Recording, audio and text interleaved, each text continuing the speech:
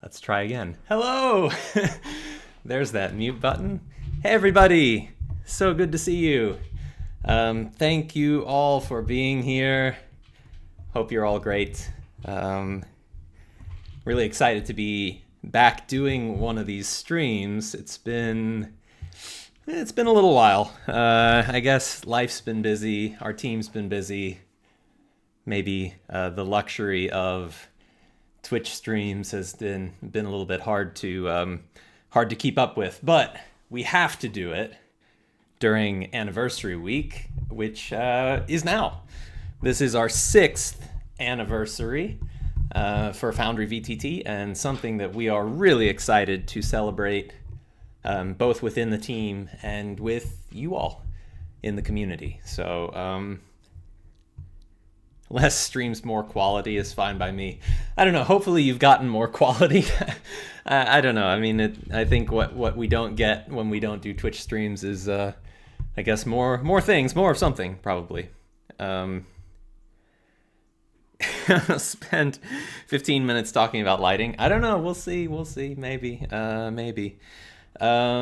Okay, awesome. Well, I'm excited to dig in. I mean, this is probably going to be a pretty long stream because we haven't done a we haven't done a V14 stream, so yeah, that's been a little bit of time coming. V14's been stable now for a little over a month, maybe month and a half, and so this is kind of like both a anniversary celebration stream, but it's also a V14 overview, dev presentation, dev stream, Q&A.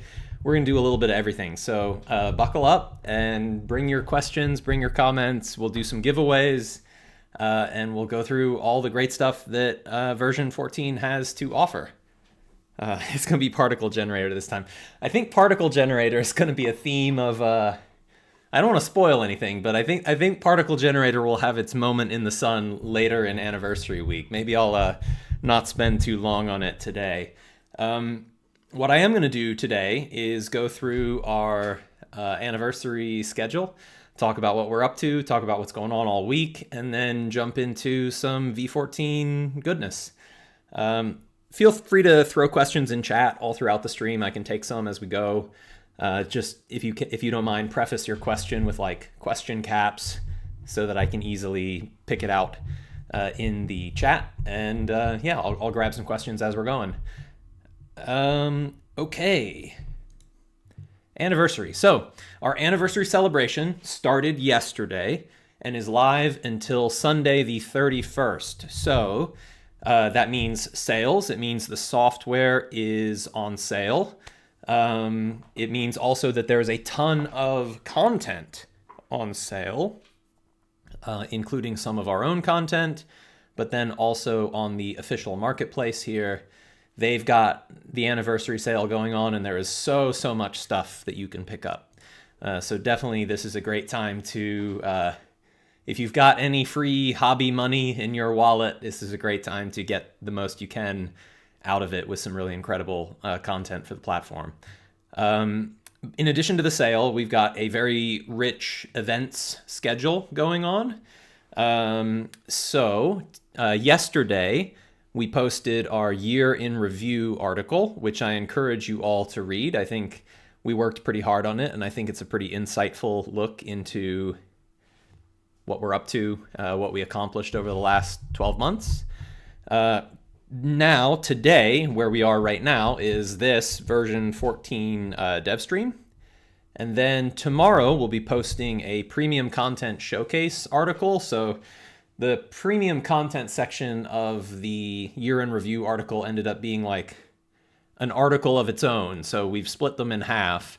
And basically like the second half of the year in review article is going to be tomorrow. Then I will be back with you here on Twitch on Sunday. Same time, same place. And I will be doing a sort of deep dive showcase into Crucible, the system that I have been making and that we are making.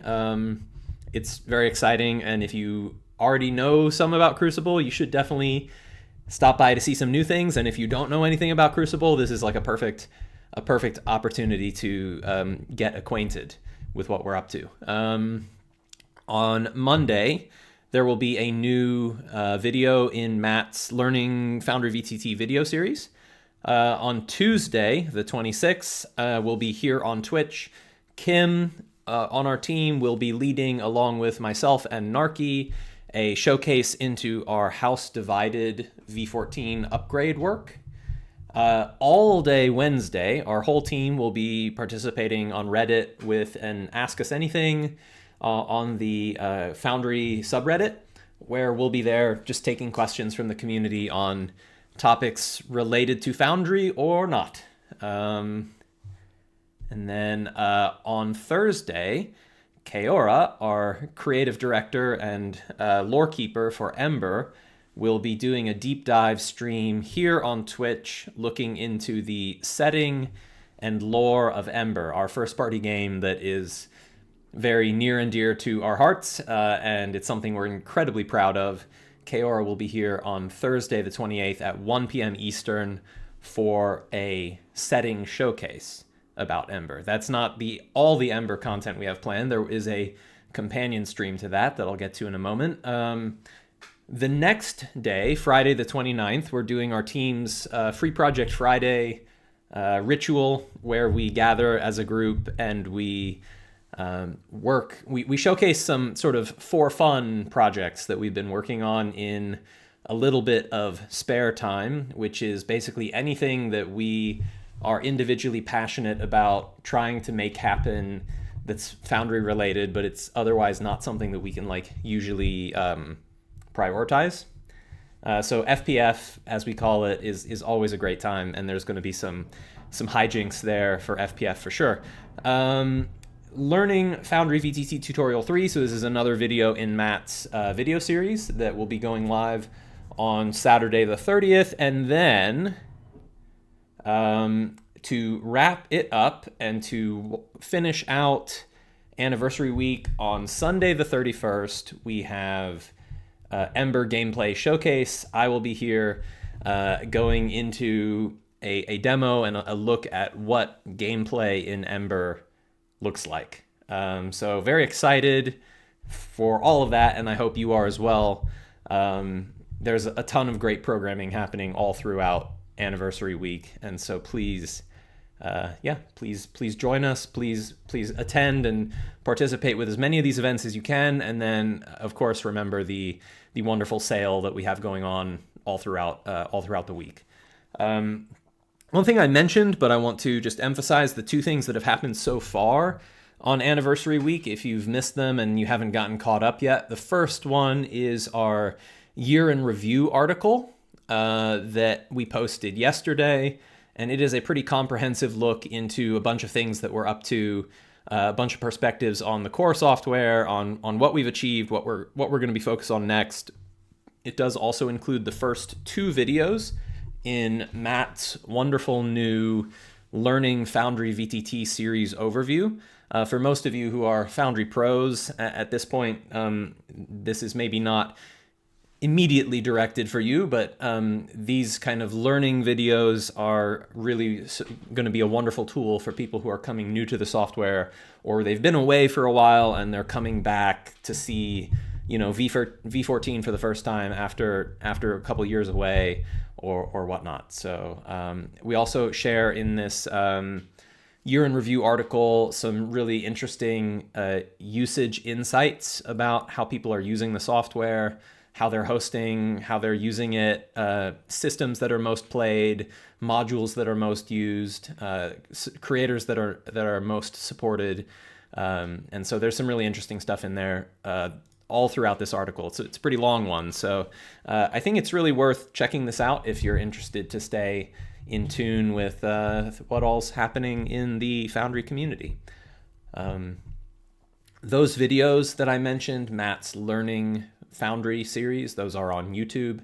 There's a playlist. There's 2 out right now, and the third video in that series will be coming on Tuesday. I already forgot what I said the schedule was. It's the Monday the 25th. There will be another video in that series posted. All right, I think that is all of my announcements about Anniversary Week before we get into the subject matter, the V14 subject matter for today's stream. Let's see, any questions from chat about the anniversary event schedule that I can answer? Anything that was unclear to people? Sketchy Dev asked if there's a projected release date for Crucible or Ember. I think these are both projects because they're digital only. They kind of have both the benefit and the curse of the digital game that is sort of never done, but also kind of at some point is like done enough. I think Crucible, since this isn't something that we're sending off to print at some point, there isn't like a line that says like, okay, once we get to this line, Crucible is over, Ember is over. These are the words. There is no more words. These are both projects where like we want to keep building them forever in a way. And so especially with Crucible as a game system, it's going to kind of always be improving. Now, like, when is it done? I guess like a reasonable interpretation of that would be like, when is it feature complete to play like a long form campaign in? I'm guessing it'll be another 2 years maybe before that happens. Hard to say for sure. It's a lot of work making a game system, especially as a side project. So it is going to be a while, but I also think Crucible is very playable right now. So, it's kind of a matter of interpretation about exactly where you would draw that line. For Ember, there is a little bit more of a firm commitment because we're, obviously wanting to finish the game for our backers so that we can, say that we did it and it's complete. But much like Crucible, I think Ember's something that we want to keep developing on for quite a while. I think right now we're probably looking at like a 2028 kind of Ember's done date. That's so far away, it's hard to say, but Ember's half content complete now, and it's mostly feature complete. There's a few features that are not yet fully complete, but the main thing with Ember is that, chapters 1 through 3 are done, and chapters 4 through 6 is what we still have left to make, and it probably will take us 2 years to make chapters 4 through 6, and that's kind of about the pace we're on. But we are releasing that content incrementally so that people who are starting to play Ember now and starting at chapter 1, it's a very long campaign, so in theory we're able to keep releasing content and stay ahead of where people are with their play. But that's maybe a better topic for our Ember streams later in the week. I'll be happy to talk a lot more about that. Happy to talk about both of those topics pretty much whenever, but just moving along to V14 a little bit. Lord's Play asks a good question about House Divided, A, PF2E, and B, V14 update. So we are definitely doing a V14 update for House Divided. We are not doing a PF2E update for House Divided, not at this time, not to rule it out as something we'll never do, but it's one big project at a time, I guess. And House Divided, moving it to V14 and levels, and that's enough of a big project on that one for now. Bramble Bear DM asked an interesting question. What do you think is missing from Foundry, and what are you looking to add in the future? I think I spoke on this briefly in the Year in Review article, which, one of the things that I really reflect on is that this kind of multi-level gameplay was the sort of the only remaining thing on my kind of vision board from the wee early days of Foundry being nothing more than just an idea, a daydream. This kind of framework for multiple vertical levels and seamless gameplay between them, like this was something that I had in my mind as a thing that Foundry would do forever since the beginning, and it hasn't been until now, 2026, that we've actually delivered that. And that doesn't mean I'm out of ideas, but it certainly means I've now crossed the last thing off my list that was on my original list. Now I have hundreds, thousands of ideas since then that have occurred to me that I didn't even conceive of as possible at that time. But I think as far as what is Foundry missing, I think, I don't know, it's like at this point, there's so much we could do, but there is kind of the luxury of not much of it being critical, like something that the software truly requires in order to be, kind of a best-in-class 2D VTT. And I don't want anyone to interpret that as complacency or like us, stopping development or anything. But I think we have earned the luxury of like we've done really what we set out to do, and that's very, very exciting and very fulfilling. And so I think looking ahead, a lot of our focus isn't going to necessarily be like, what's this big brand new thing that we should do that Foundry doesn't have anything of? I think it's a little bit more focused on like, how do we enrich and improve upon what we've already got? Like, let's look at our existing systems. Let's look at the core foundational pieces of what Foundry is and which of those things can be nicer. Where can there be a better UI, or where can there be a nicer user experience, or where can we add a feature that makes it better for content creators or module developers to like have more power that they can do something more with it.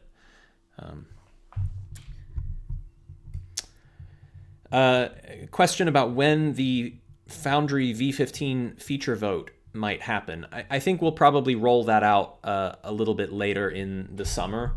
I'd guess maybe like August or so. I speak to this a little bit in the year in review article, so I encourage y'all to read the like looking ahead section of that article for some information there.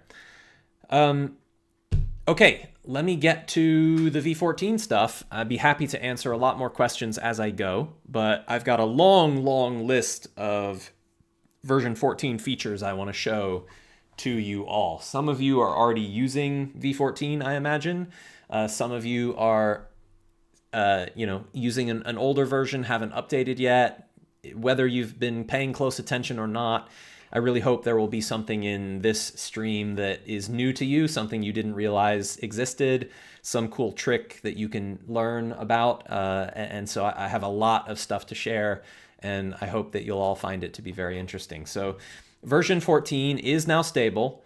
We released the first stable in April, and it's now mid-May, so it's been about a month and a half. And in fact, if all is going well, there is a new V14 release that will be dropping any minute now that has some important bug fixes to a couple of bugs. It's mostly a bug fix patch, but for those of you who want to be on the very latest greatest, there will be a patch dropping while I'm live on this stream. So keep an eye out for that on the Discord announcements. Instead of going through, as I have on some of these streams in the past, instead of going through these pages of notes like one at a time, this would be infeasible. I've done some homework ahead of time to kind of coalesce a master list of good changes to demo across all of the V14 versions. So I have an outline, more stuff than I'll ever have time to cover, but it basically is everything that I might want to show you. So I'm going to be following a little bit of a script, but I'll skip ahead if I start falling behind on time, or I'll go deeper into a certain thing if I want to showcase a little bit more about it. And then I'll be answering some questions from chat about specific features that you want to see more about. So without further ado, let's jump into it. Okay, so here we are on the Foundry setup screen. The first thing that I want to showcase for you all is the new setup experience for world creation.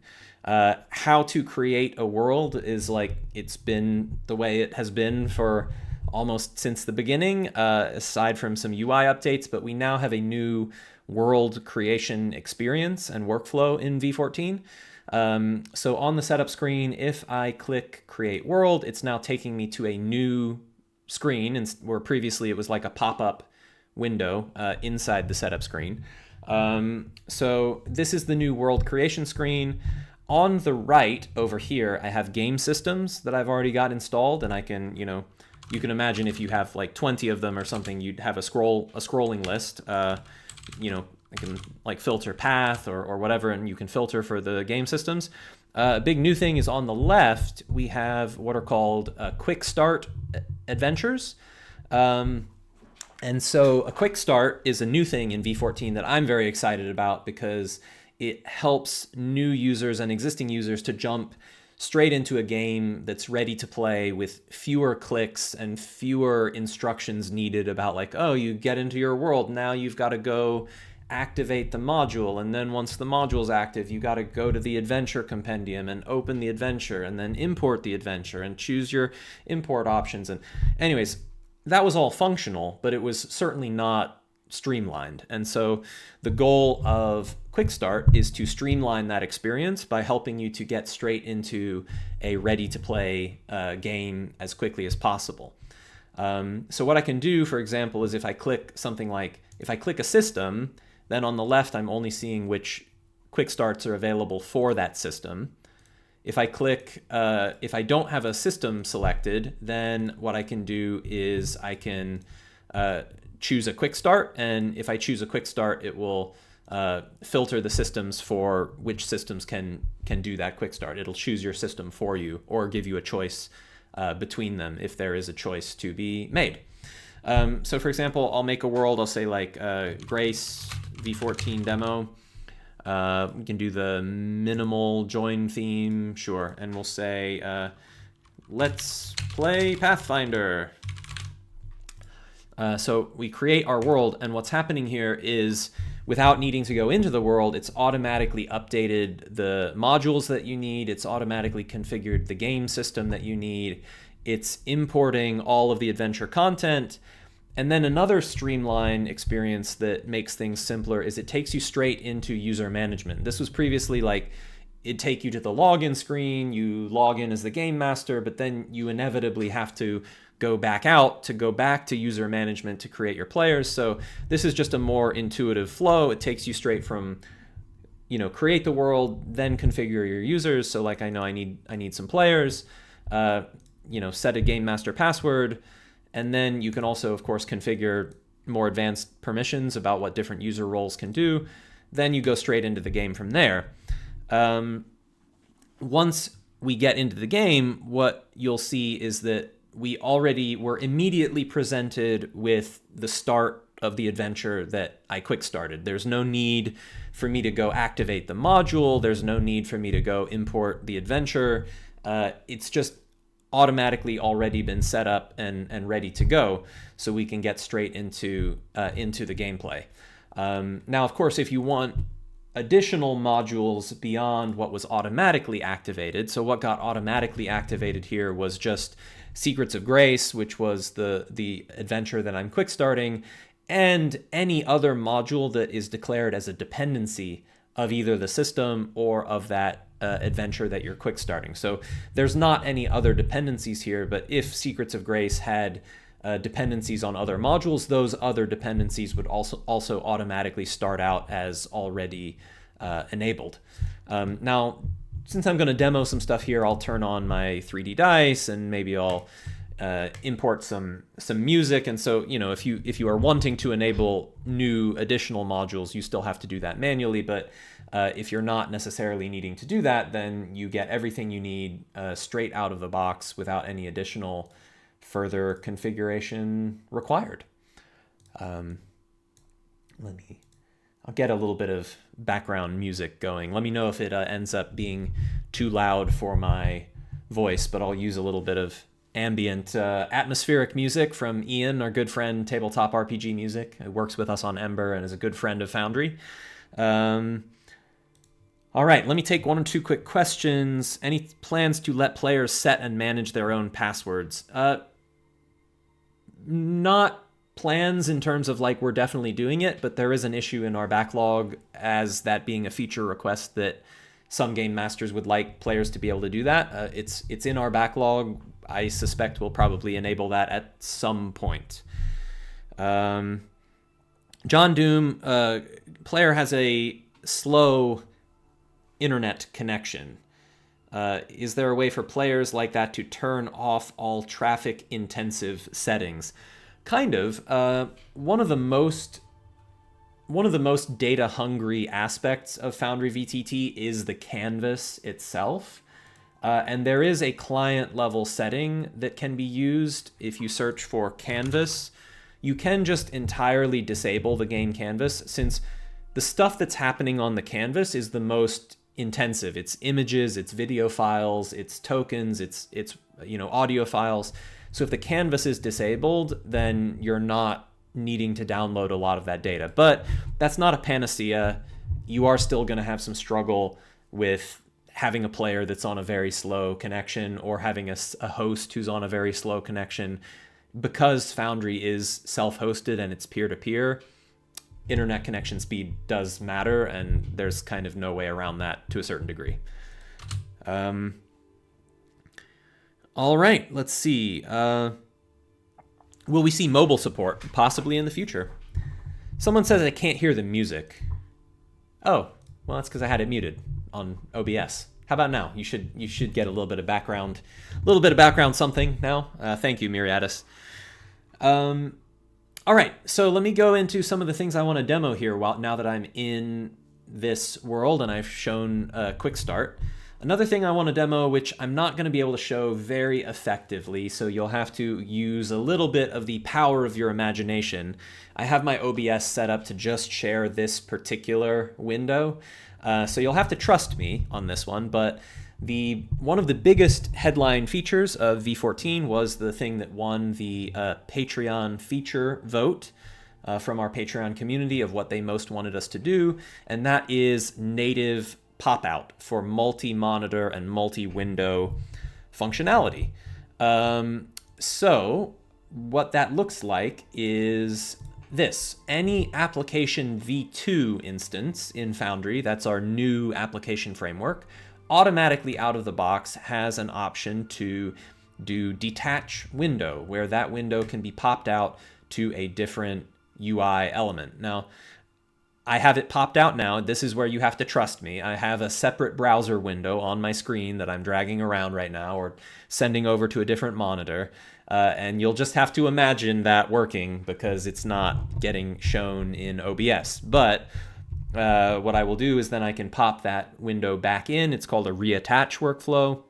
I can reattach it, and there you go.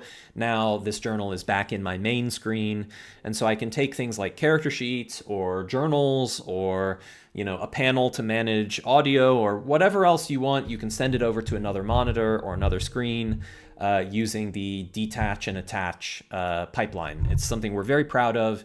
It's a feature that we've wanted to have for a while. It was one that the community had to depend on a third-party module solution for.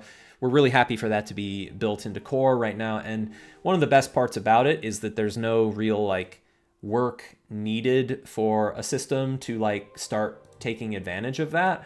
All the system has to do is be using application v2. So for example, the Pathfinder 2E compendium browser for browsing the bestiaries didn't have to do anything to support that pop-out infrastructure. They just get it for free. I can detach the compendium browser and I can reattach it, and it all just works.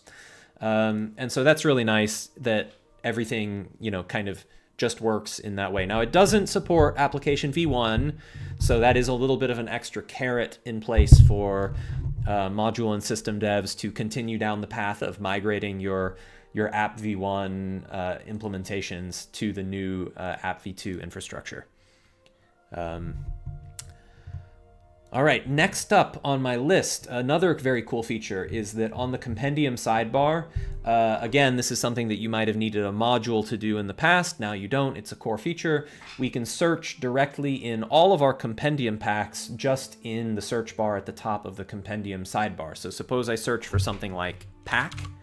I get pack leader, wolf pack, hellhound pack, all of these different types of packs in the Pathfinder system. So if I look specifically for, the every need pack, I get either the lesser or the greater variety of those. I found them very easily. I don't even have to know which compendium pack those are in. I can just search right at the top of the compendium sidebar, and it searches across every compendium pack, and it shows you all of the results in a single view, and you can easily find the thing that you're looking for. This was a great feature that Shark, the developer of the Pathfinder 2 system, made for V14, and it came out of our Free Project Friday workflow. So it's an example of the kind of thing that Free Project Friday can be good for, is like the opportunity to do something that we hadn't otherwise planned to do, but it's great that we have it, and I'm super thrilled that that's a V14 feature that we have. All right, next up, another cool thing is we have added about 800 new icons. So as you know, as many of you know, Foundry comes stock with a bunch of icons for things like, skills, strikes, magic, creatures, trade skills, whatnot. We added about 800 new icons, with a general theme of icons that are a little bit more like futuristic or sci-fi. So like these constellation icons are new. This kind of like tech circuitry icon is new. This DNA green helix is new. This, welding two metal plates together is new. This, charged up your battery pack is new. And those icons are scattered all over the place in all of the different organizational folders that we already had. So there's just new icons in all of those folders, about 800 new ones, just for more options, especially in support of like, futuristic, cyberpunk, sci-fi games. Really, really helpful. Firearms, other sort of future tech type icons, really good stuff. Some other general UI UX improvements that I can cover before getting into some of the big headline features. There's now the ability to preload music, just as you could previously preload a scene. So I can right-click on a playlist, and I can preload all of the sounds in that playlist if I wanted to. I can preload everything, so all of the audio is loaded. Now, I don't recommend doing that unless it's a playlist where you're going to be using all of that audio. So this is something like you can abuse it. If you preload a ton of audio that you're not actually going to use, then it's really wasteful for bandwidth. But if it's a playlist that's like, this is all designed, like I'm going to need all of this, it's really great to be able to preload that. You can also now preload scenes from the context menu in the sidebar, in addition to preloading them from the nav menu. Some other good new stuff, token HUD. So let me go to an actual map now. Let's just go to a good one here, and let me bring in a token. I don't have any actors in this world yet, so let's go to like just get some of the Pathfinder iconics. I'll just bring Lem in here. And okay, so now tokens. The token HUD has some new stuff, which is really good. The visibility hide now has both a better border, a dashed border around the hidden token, as well as like a change to the icon in the HUD to make it clear whether the character is hidden or not. Of course, the status tray existing, no major new change there. The movement action toggle, toggle target, toggle combat state. This is another new one, locking the token. So tokens, this is not a new feature under the hood. Like, it's been possible to lock tokens for a while, but we didn't expose a way to do it in the UI. Locking a token can be used when you don't want anyone to be able to do anything with it. So when Lem here is locked, I can't drag Lem around. I can't rotate. I can't change anything about Lem. Lem is like totally frozen in his current state. Send to front, send to back is also updated slightly for a little bit better interpretability. Someone says they're a fan of Linny, so let's bring our cute little friend in here and say they're slightly doubled up. This, to front or to back is improved the UX for it slightly as well. And then the last thing here is levels, and of course I'll spend more time talking about levels. I'll spend a lot of time talking about levels in this video. I'm not gonna do that right now though.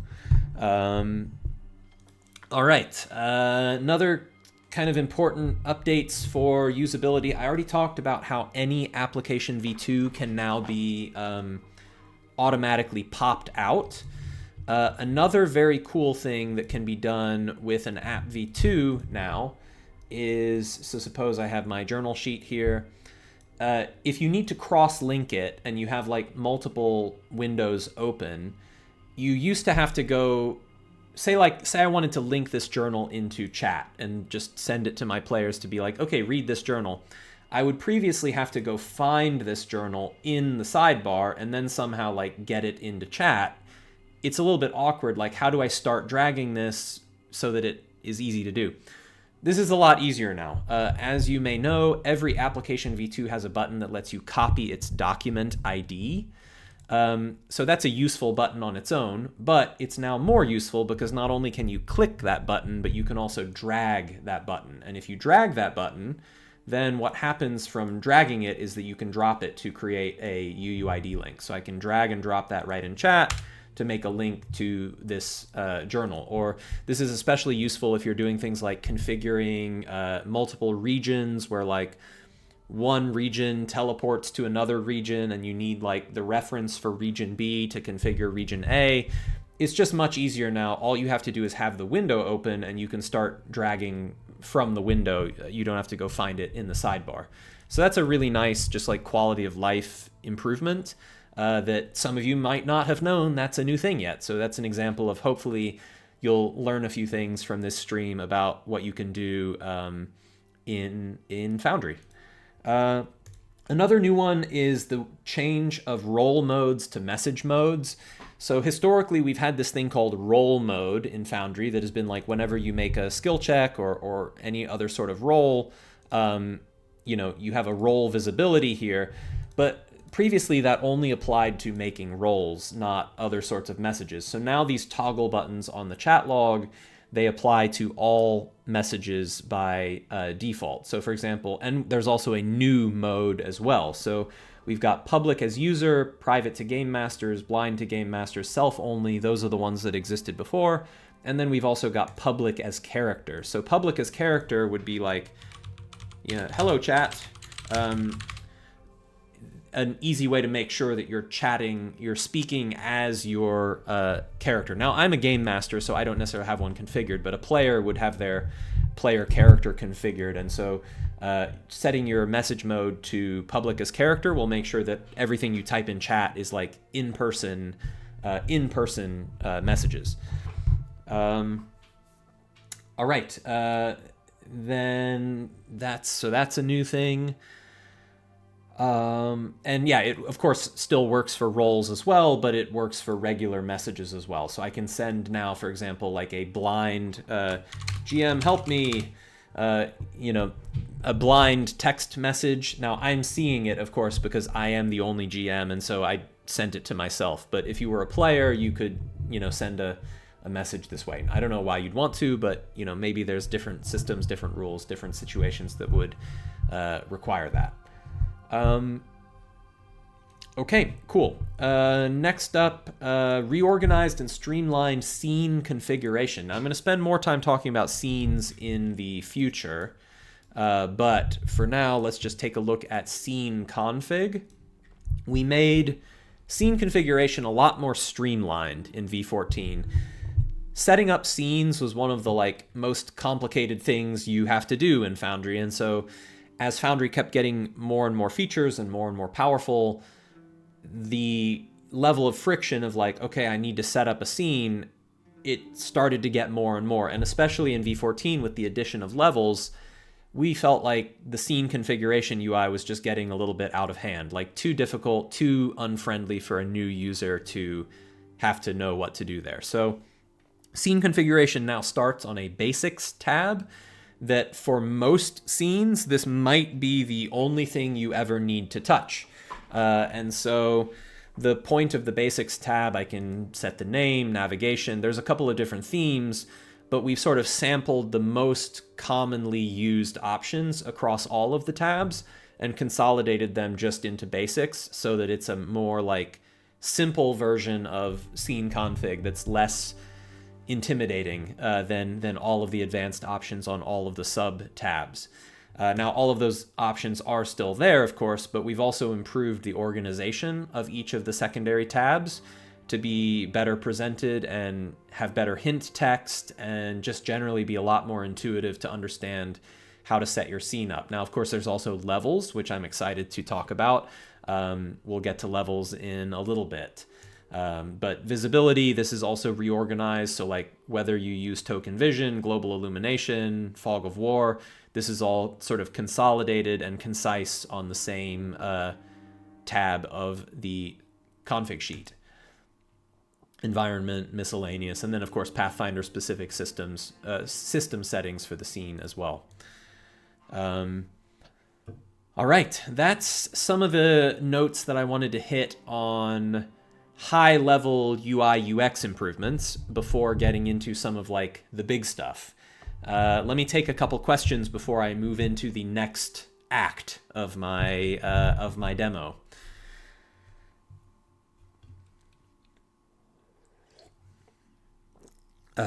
Let's see if anyone's got a couple questions that I can tackle. For the next bit of the demo, I am going to show in a different world, I think. So before I move to that different world, I just want to give a shout out for how nice and wonderful this Secrets of Grace adventure module is. I really, really strongly recommend it. The team has done exceptional work with Secrets of Grace. Secrets of Grace, of course, being kind of a mashup anthology combo of Secrets of the Unlit Star, which is sort of the new Pathfinder beginner box, plus Troubles in Grace, which is an anthology of adventures that takes you all the way, starting with Secrets of the Unlit Star at level 1 up to level 4 by the time you, or I guess you would advance to level 5 if you completed all of them. It's a really amazing way to start playing Pathfinder. Each of these adventures is really super, super good. They're all really fun to explore. We've set them all up with multi-levels. They're all designed for V14. So if you're thinking about like, how do I get started with V14 and you want to experience like a multi-level scene that's seamlessly interconnected, like the dungeon here, the other scenes in Secrets of Grace, they're like a really great way to get started, not just with Pathfinder, but with Foundry, with V14. It's a really nice product. So encourage you all to keep an eye out for Secrets of Grace. I highly recommend it. And we're going to be talking a little bit more about Secrets of Grace in our content showcase article that goes live on the website tomorrow. And we'll be teasing the full-length adventure path that Secrets of Grace sort of seamlessly leads into Bastion of Blasphemies, which I am incredibly hyped about. It's going to be one of the coolest things we've ever done on Foundry. So definitely check out that content showcase tomorrow, and keep an eye on this space, because this module is a really great lead into the next one, and the next one is going to be something pretty extraordinary.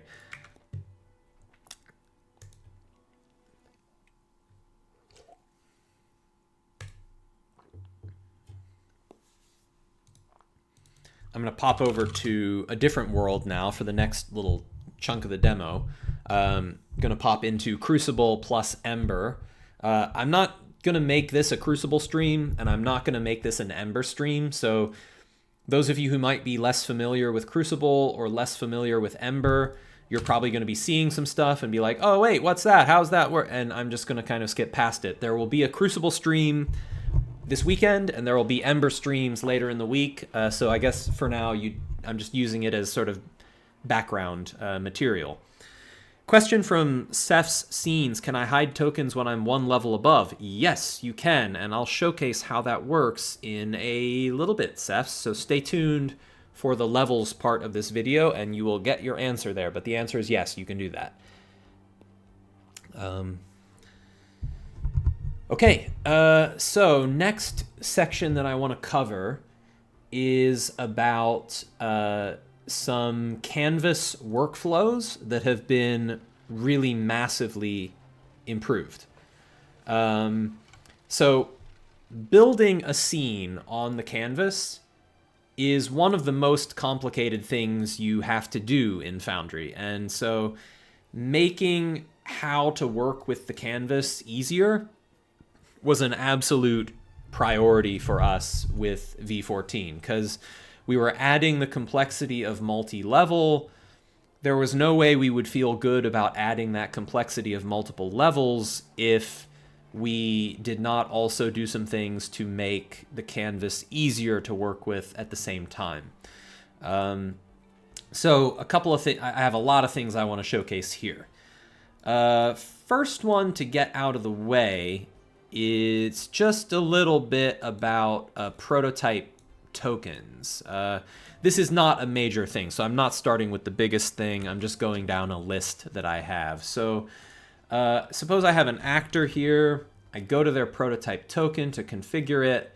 A key new thing that we have is on the Appearance tab, we show you a little mini thumbnail visual preview of what the token looks like. So previously, all you had was just the file path. I mean, you could, of course, see what that file looks like by opening the browser, but having this just little visual preview here is really nice. And if it's a wildcard token, so for example, suppose I make this like a star.webp and it's like randomized wildcard, then what I get is you get not just the preview, but you can cycle through and you can see what all of the wildcard options are that you would be getting with that wildcard path, so you know like what the randomization would produce.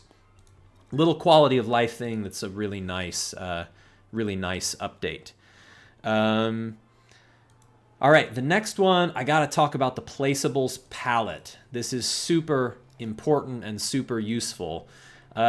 So previously there was a kind of hidden workflow for how you could like bulk edit walls, but many people didn't know about it. Now every type of canvas object in Foundry VTT has a bulk editing option on what's called the palette. So the palette is a thing that you can toggle on and off on every single canvas layer. And here on the walls palette, I can choose what wall settings are being used for any new wall I create. So for example, if I say I want a wall that blocks movement but doesn't block anything else, I can set that into the palette. And then when I make a wall, oops, I have to use the,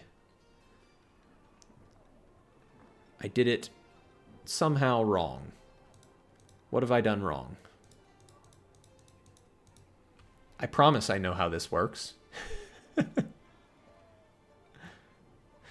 I don't know what I've done wrong. I guess I did work. I just didn't, I must not have made the palette change. Yeah, okay, there it goes. I don't know what happened. I was like, I did it exactly the right way. Well, bugs in the system, maybe. So I configure the type of wall that I want on the palette, then I start drawing them, and I get exactly the type of wall that I want it. So I can have a wall that, you know, blocks sight, but not anything else. Then I go to create it, and I get that type of wall. That's one useful use case for the palette. Another really important use case for the palette is bulk editing. That's a very frequent thing that you need to do. I want to make all of these walls different. Say like, these are one-way walls. Oh, the one way of the wall was supposed to go the other direction. Now I have to update every single one of these walls. Now with the palette, you can open the palette and use it to bulk edit everything that you have selected. So I can select all of the walls I want to change, open the palette, I can change the movement direction to the other way, hit apply, and I've flipped the direction of all of those walls. No need to edit them one at a time. I can make them all, you know, invisible walls or ethereal walls. I can change anything about these objects using the palette as a bulk editing tool. And that doesn't just work for walls, it works for any canvas object that you want. So I can make 3 lights, I can select the 3 lights, use the light palette to set a color. We'll make all 3 of them blue. I can apply that. Now I have 3 blue lights. I can make all of the lights have a limited angle of emission, and I can do all of that with the palette. And I can do that bulk editing and bulk placement. using that tool. And I'll showcase some other ways that I can use the palette in nice ways in a little bit. But the palette is your kind of pop-out paintbrush and command center for exactly what you're going to do. Another nice way that the palette has improved things is on the drawing tools layer. So if you remember, like before in V13, if you wanted to like squiggle some freehand and then you're like, oh, but I want my freehand to be blue, not green, you'd either have to draw it the wrong color and change it, or you had to bring up this like drawing configuration UI window and change that. Now with the drawing palette, I can just change right here whatever color I want to draw. So I can change to a blue color, then I'll start drawing and I get my blue squiggle. Do I have a filter on my drawings layer?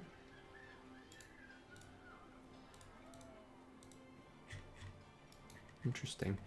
Every time you do a live stream, there's always something weird that happens. It's inevitable. It has to happen. Otherwise, it wouldn't be a live stream. But I don't actually know why I'm making this drawing and then it just disappears. That doesn't really make any sense to me. So maybe there is a bug to look into there.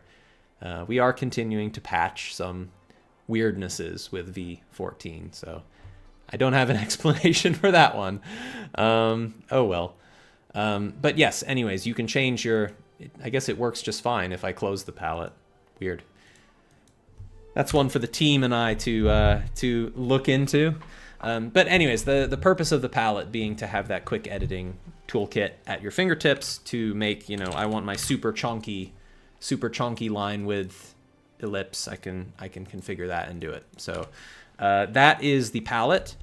The next piece I want to showcase is the thing that I find to be personally the most helpful, and I was showing this a little bit while I was doing a few things. Over on the sidebar, there's a brand new sidebar tab called the Placeables tab. Now, previously, the composition of everything in your scene was a little bit inscrutable in that, like, oh, okay, I know my scene has a shit ton of walls. I know my scene has light sources placed all over the place. But, like, do I have any real, like, control or organization of that, or ability to find, you know, ability to find certain things? Not necessarily historically great. So now the new Placeables sidebar tab allows you to dig deep into everything that's in your scene, and you get a full list of everything that exists in the environment. So I see on the token, the Placeables tab has sub-tabs across the top. And so I see tokens, I can see if I have any tiles, drawings, walls, light sources, sound sources, scene regions, and placed map notes. So I can go across the top and I can see everything that is in my scene all at once. And I can do a lot of helpful things with this palette. So for example, or with this tab. So for example, suppose I want to edit something, I want to lock something. Say I want these notes to not be able to be moved around. I can select all of the notes and I can bulk lock them so that they're all locked so I can't drag them out of place. I can do things like I can filter and search for certain things. Now, I hadn't set this up in this scene, but something that would be really useful if you had like a lot of sound sources in your scene is you can now name them so you have better organization. I could say for this sound source, this is like the south, this is the like fountain southeast. And then this particular source is the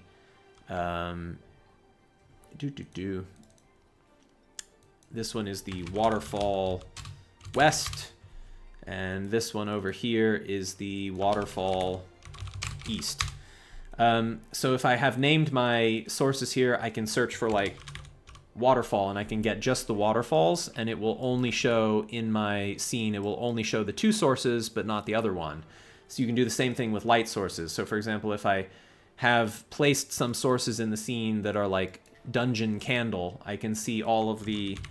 Now these are all hidden because they're supposed to for gameplay reasons, they're supposed to pop in at a later moment. But like all of these dungeon candles, I can see exactly where all of the light sources are placed. I can lock them so that it's not possible to move them around or change anything about them. And so understanding the full like setup and structure of the scene is super useful. And that is also applies to a multi-level view where you can filter which placeables and which objects you're seeing according to like which level of the canvas you're currently viewing or want to be viewing. I'll show a multi-level example in just a minute. On the walls tab of placeables, it breaks down all the walls by different wall types. So for example, if I know I've got some issue with my invisible walls, I can filter my walls just to be just the invisible ones, and then those are the only two walls that I see. So it makes it really much easier to find the types of walls that you're looking for. Like, oh, I need to fix something about my terrain walls. I can select all of them and only the terrain walls by filtering in the placeables sidebar.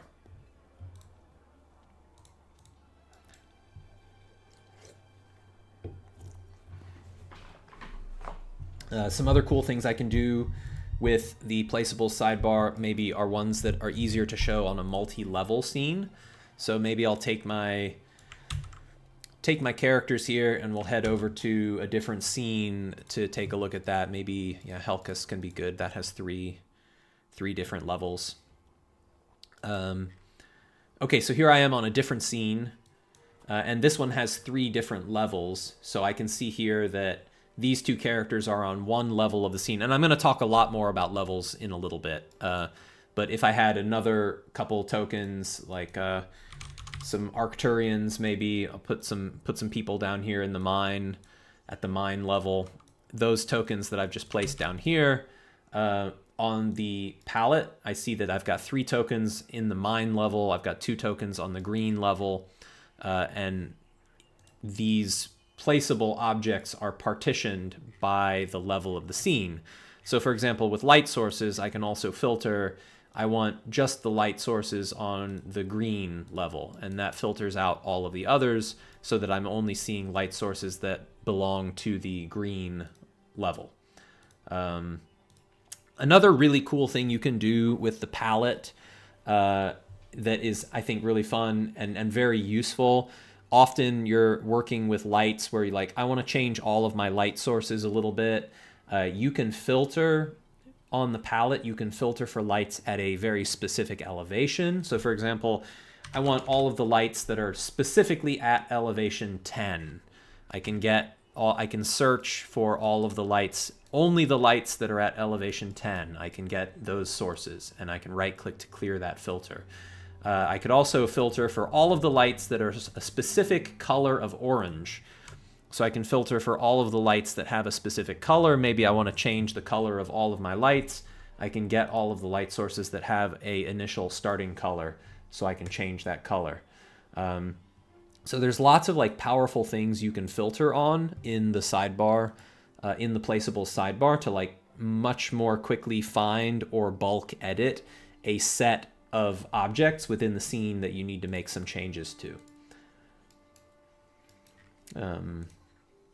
Yeah, also like filtering map notes by the level they're on or by a specific elevation range. Every tab here has really useful filters that you can use to restrict what you're looking at.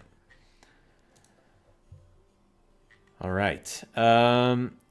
Next up on my list is placeable drag unification. This is something that I am excited about.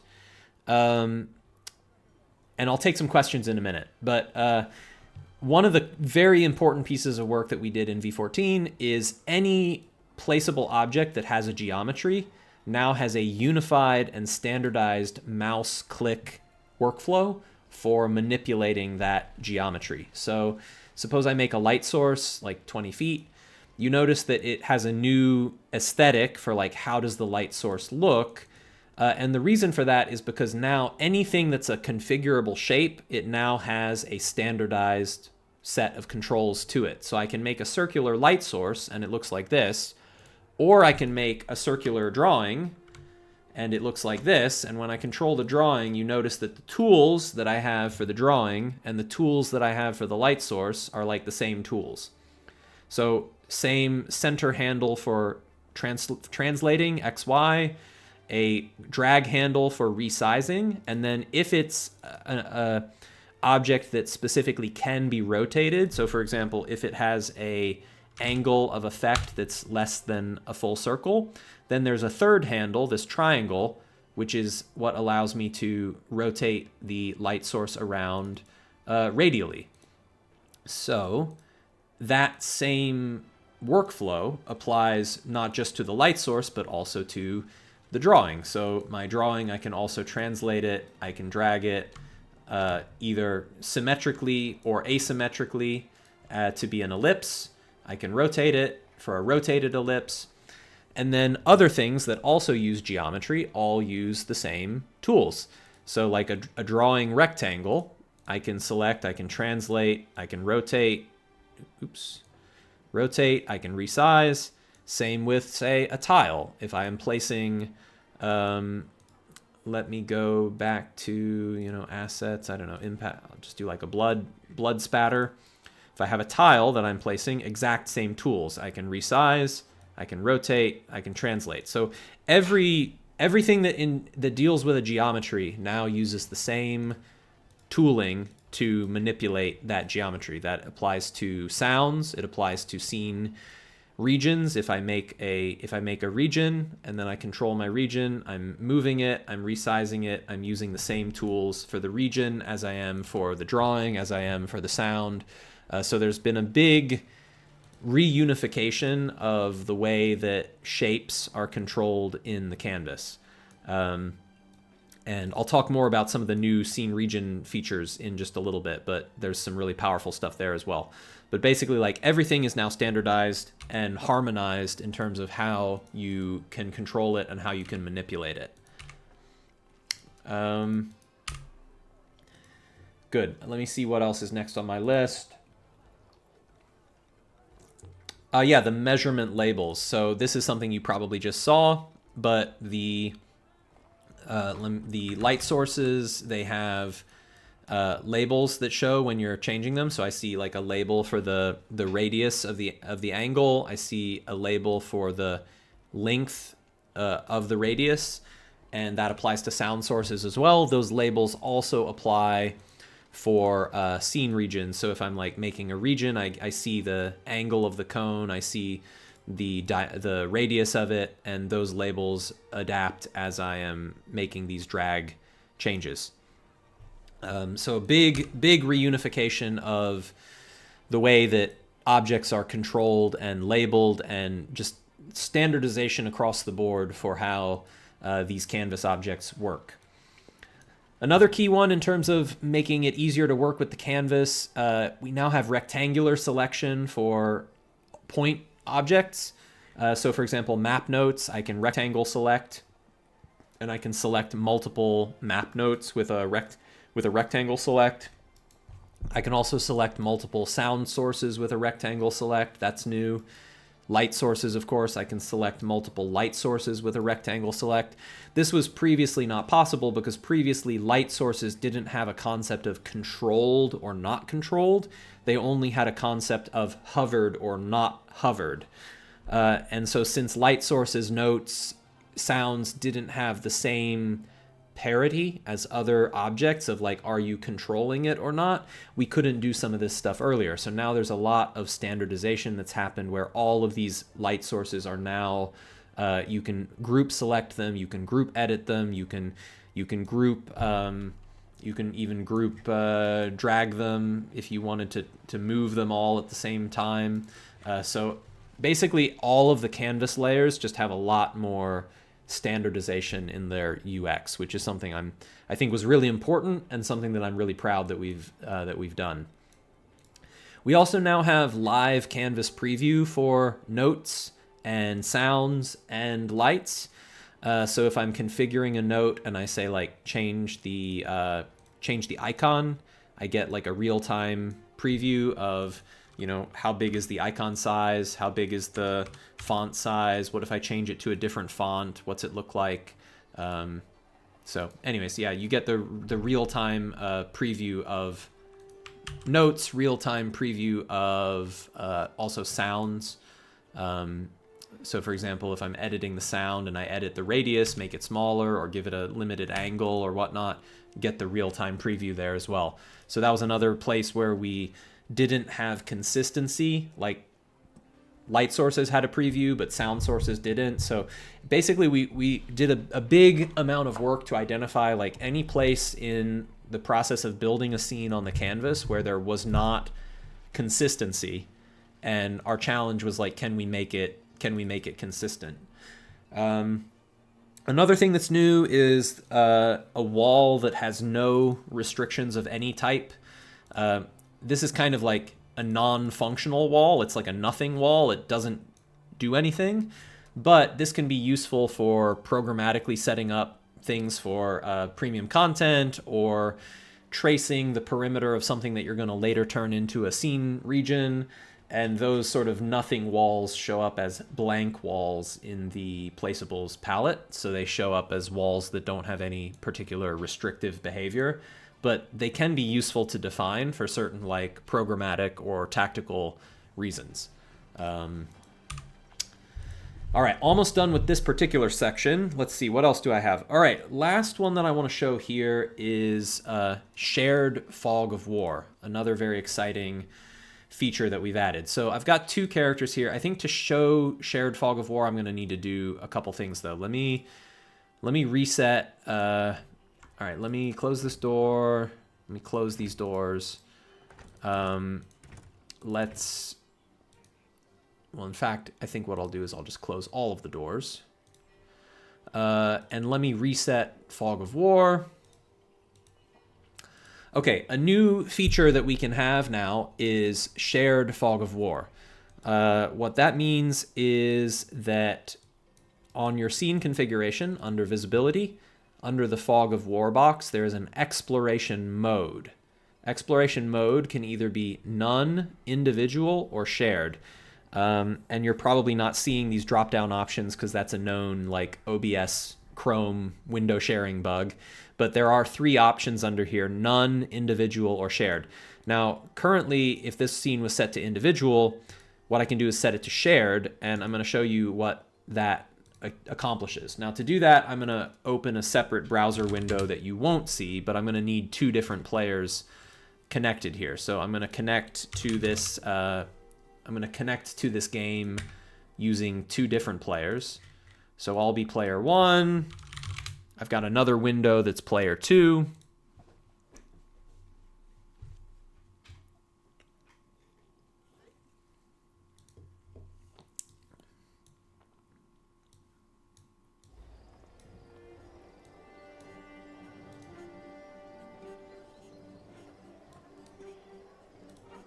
All right, just getting it set up here.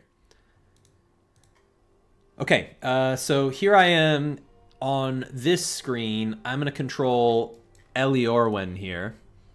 And then on my other screen, I'm going to control Bayro. And I'll let you just like look on my main screen what happens. Now you can imagine this is shared fog of war. So what does shared fog of war mean? Shared fog of war means that all players are sharing the same view of the scene. So your exploration of the scene is now shared across all players, not player-specific fog of war. This is really great for scenes where you really want the group to explore and experience the environment from a collective position of knowledge rather than from individual character-specific position of knowledge. That's probably most ideal on something like a region map. So you imagine you're playing something like Kingmaker or Tomb of Annihilation, where there is a overland region map that your party is exploring together. One of the things that really sucks about that sort of map is if you had individual fog of war, suppose you have a player that like misses a section and they're absent for a game session. We all know that happens. That player comes back the next week and like you explored part of the world, but like they didn't get that exploration because they weren't there. They didn't receive their individual fog of war exploration. So how does shared fog of war exploration work? So I'm controlling Eliorwin here. My other browser window is controlling Bayro. And so what you'll see is as I move Bayro around, I'm going to... Oh, I don't want to control them both. Sorry about that. You go back there. As I move Bayro around, Bayro's moving. Our view here from the perspective of Eliorwin, Bayro's going to go into this building, and you'll see that, like, at some point we sort of lose... Oh, shoot. Do I have them controlled? Sorry, I'm doing things on too many different monitors right now. There we go. Okay. Bayro's going to go around the corner, and we'll, like, lose sight of him. But what we see is that the fog exploration that we're getting continues. So, like, Bayro is actively exploring the building here underneath this roof. And as Bayro's exploring the building, they are revealing fog of war of, like, that part of the scene. Because it's your other player is exploring around. They're going into the tavern. They're going through the building. And so, obviously, on our screen, we're just seeing the roof here because we're not actively triggering that roof occlusion to look into the building. But you can see that, like, the fog of war is being explored by a different person, and then I'm gonna, you know, kind of come out the front door, and suddenly we see that, like, we understand what's happened. We have kind of explored this section of the tavern, even though Eliorwin did not do it personally. That's the way that shared fog of war works, is that everyone in the group is contributing collectively towards the revelation of what's on the scene. Whether you would use a technique like that on this sort of map, I don't know. Whether you'd use it on a battle map like this, or whether you'd use it more on, like, a region map, or it's really up to you, and it's up to the GMing style that as a GM you most prefer and that you would want to use for your group and for your players. So, I don't know. I feel like this was a little bit of a clumsy demo of the shared fog of war stuff because I'm kind of driving two different monitors at the same time here, and maybe this was clear, maybe it wasn't. But yeah, does anyone have any questions about, like, what they're seeing or what I'm showing here or what it means for this other player to be exploring fog on your behalf? Did I do an okay job of explaining it, or is it a little bit unclear?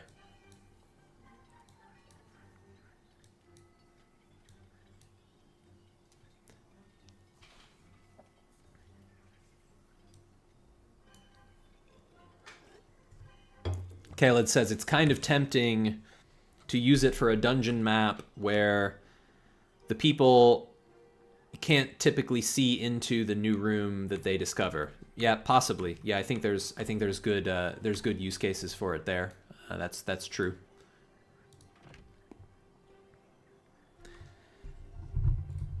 Question, does the shared fog of war need to be set for each token? No. All the benefit of it being shared is that all players share the same single fog exploration, so it doesn't need to be set per token. Gold Saturn asks, the only thing that does need to be set, of course, is that tokens do need... So one thing to be clear about is that tokens do need configured vision in order to reveal fog of war. So the token has to be configured to have vision enabled in order for it to participate in exploring fog of war, but any token that has vision enabled, any player token, will contribute to the same shared player fog exploration. Question from Gold Saturn, is there a way to only share revealed terrain but not current vision? So that is what's happening. I think if I didn't demonstrate that well, it's because I just kind of, like, didn't do a great job of explaining it. But Eliorwin, when I have Eliorwin controlled here on my main screen, like, I'm seeing Eliorwin's vision polygon, and what I'm getting from the other player who's on a different screen is exploration of something that I can't see. So, for example, this building to the bottom right, if Bayro goes down to this building to the bottom right, Eliorwin can't see inside this building. It's Bayro who the other player is going down into this building. Like, they are... Well, I guess... Okay. So I guess I can see a sliver of it. Maybe I was like, I keep sort of shooting myself in the foot with this example. Let me reset fog. Oh, new release dropped. Okay, so that patch that I was just talking about did come good. All right, I'll use the space behind the building because that's like a safer way to show it. So Eliorwin can't see like behind the building, can't see into that interior room. So on my other screen, Barrow's gonna go in, gonna go over to that back room. They're exploring it. Eliorwin does not see that happening. If Barrow went, say, behind the building instead, around the backside, you would get that exploration of those sections of the map that you can't see yourself. Like, you lose track of Barrow. You're not seeing where they are, but you can see that parts of the map are being revealed because that's where you have an allied token. So as Barrow like goes in and out of what I can see, you are still limited to the vision of your main token, but you have allies who are elsewhere on the scene who are exploring parts of the fog in a collectively shared way. So yeah, that was a little bit of a tricky one to explain. Maybe it would have been better for me to bring in a helper to help me demo it, but yeah, good. Question from Anchor89: how well does this work with PF2E? It should work straight out of the box with PF2E because, I mean, I say should. I don't want to make promises that Shark and the Pathfinder team can't cache, but it should work straight out of the box with PF2E because it is just a native Foundry fog exploration infrastructure for whether it's shared or not shared. The other question is it limited to levels so it doesn't reveal infinitely upwards? Yes, I'll get to this in a bit when I start talking about levels, but each level of the scene has its own separate fog exploration. So I'll show levels more in a moment, but let me show just a piece of it now. So suppose as Barrow, I walk over to these stairs, and you know, this is just a preview. I'll explain more about what's happening with levels later, but suppose I start walking up the stairs. I'm going to go up to the upper level. I get a little prompt to travel to the next level up, so I move. I'm now on the next level up, and I can see clearly, like I can see across the map from here, but you will notice that I do have Fog of War on this level. There are some things on this level I can't see, for example, the interior of this building. This is now a different Fog of War than what I have from the lower level of the map, where I was able to see certain things, but not others. I have a different Fog of War on this level than I had on the lower level. So each level of the scene has its own independent fog exploration, so each level needs to be explored separately. Although you can, of course, have areas of the level that you can mutually see. That's why some of this upper level was already explored, because I could see some of it from the lower level. I could see some of it already from the lower level. I can see the roof of this building up here. So like this building is interesting how it's done. Like this building up here, I can see the roof of it from the lower level, but I couldn't go into this building while I'm on the lower level. I have to be on the upper level to go into the building. And so when I'm on the upper level, I have Fog of War that reflects that, like, I don't know what's inside this building yet. I haven't been in there yet.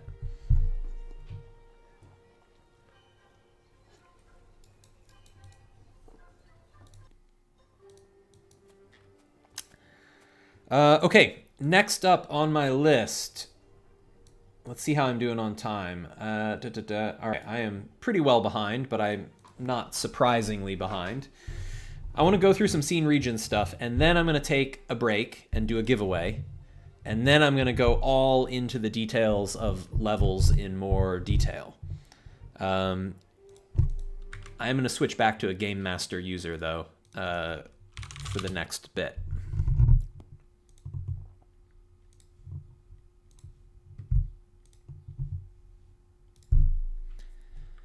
Let me see if I missed any other questions.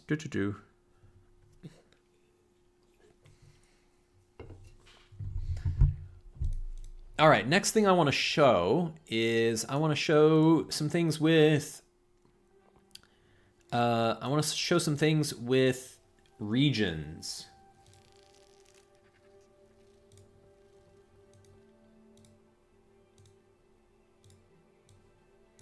So let's bring our characters back over here, and I'm going to show some things that we can do with regions now that we weren't able to do before.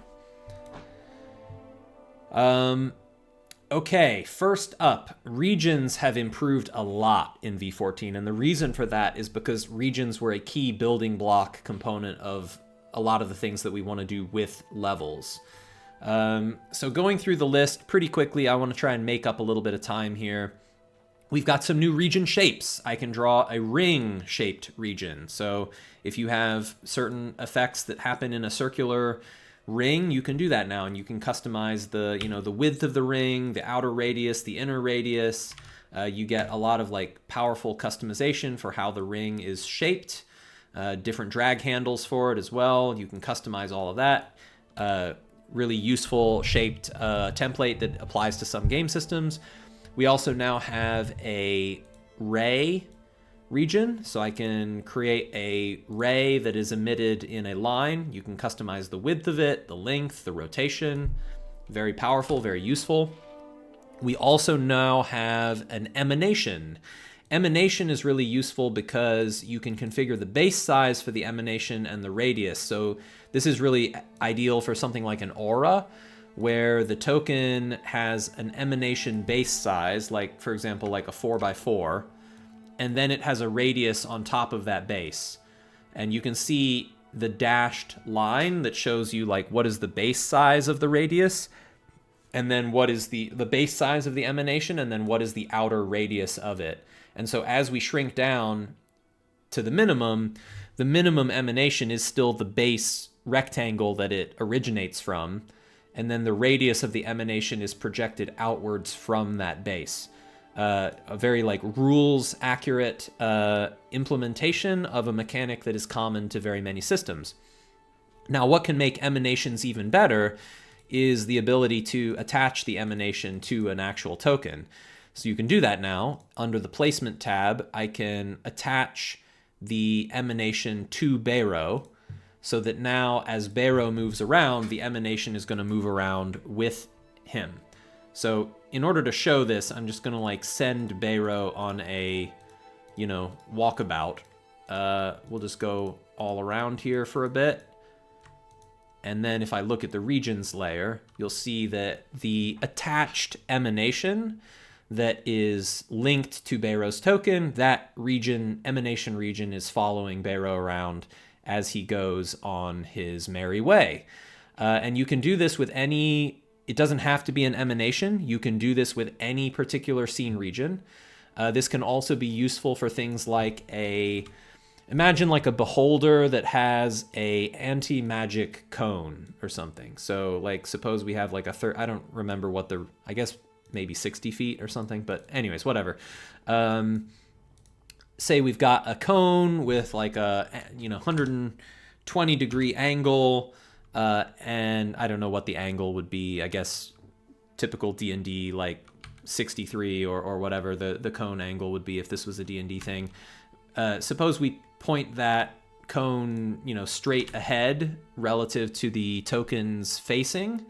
I can then attach that token to Eliorwen, and now when she goes on her merry way, we get a kind of like conical field of vision that is the scene region. So you can imagine like if this were like an anti-magic cone or whatnot, you can configure this as well. So it doesn't have to be an emanation. It can be any scene region can be attached to a token now, and it will retain the relative attachment point.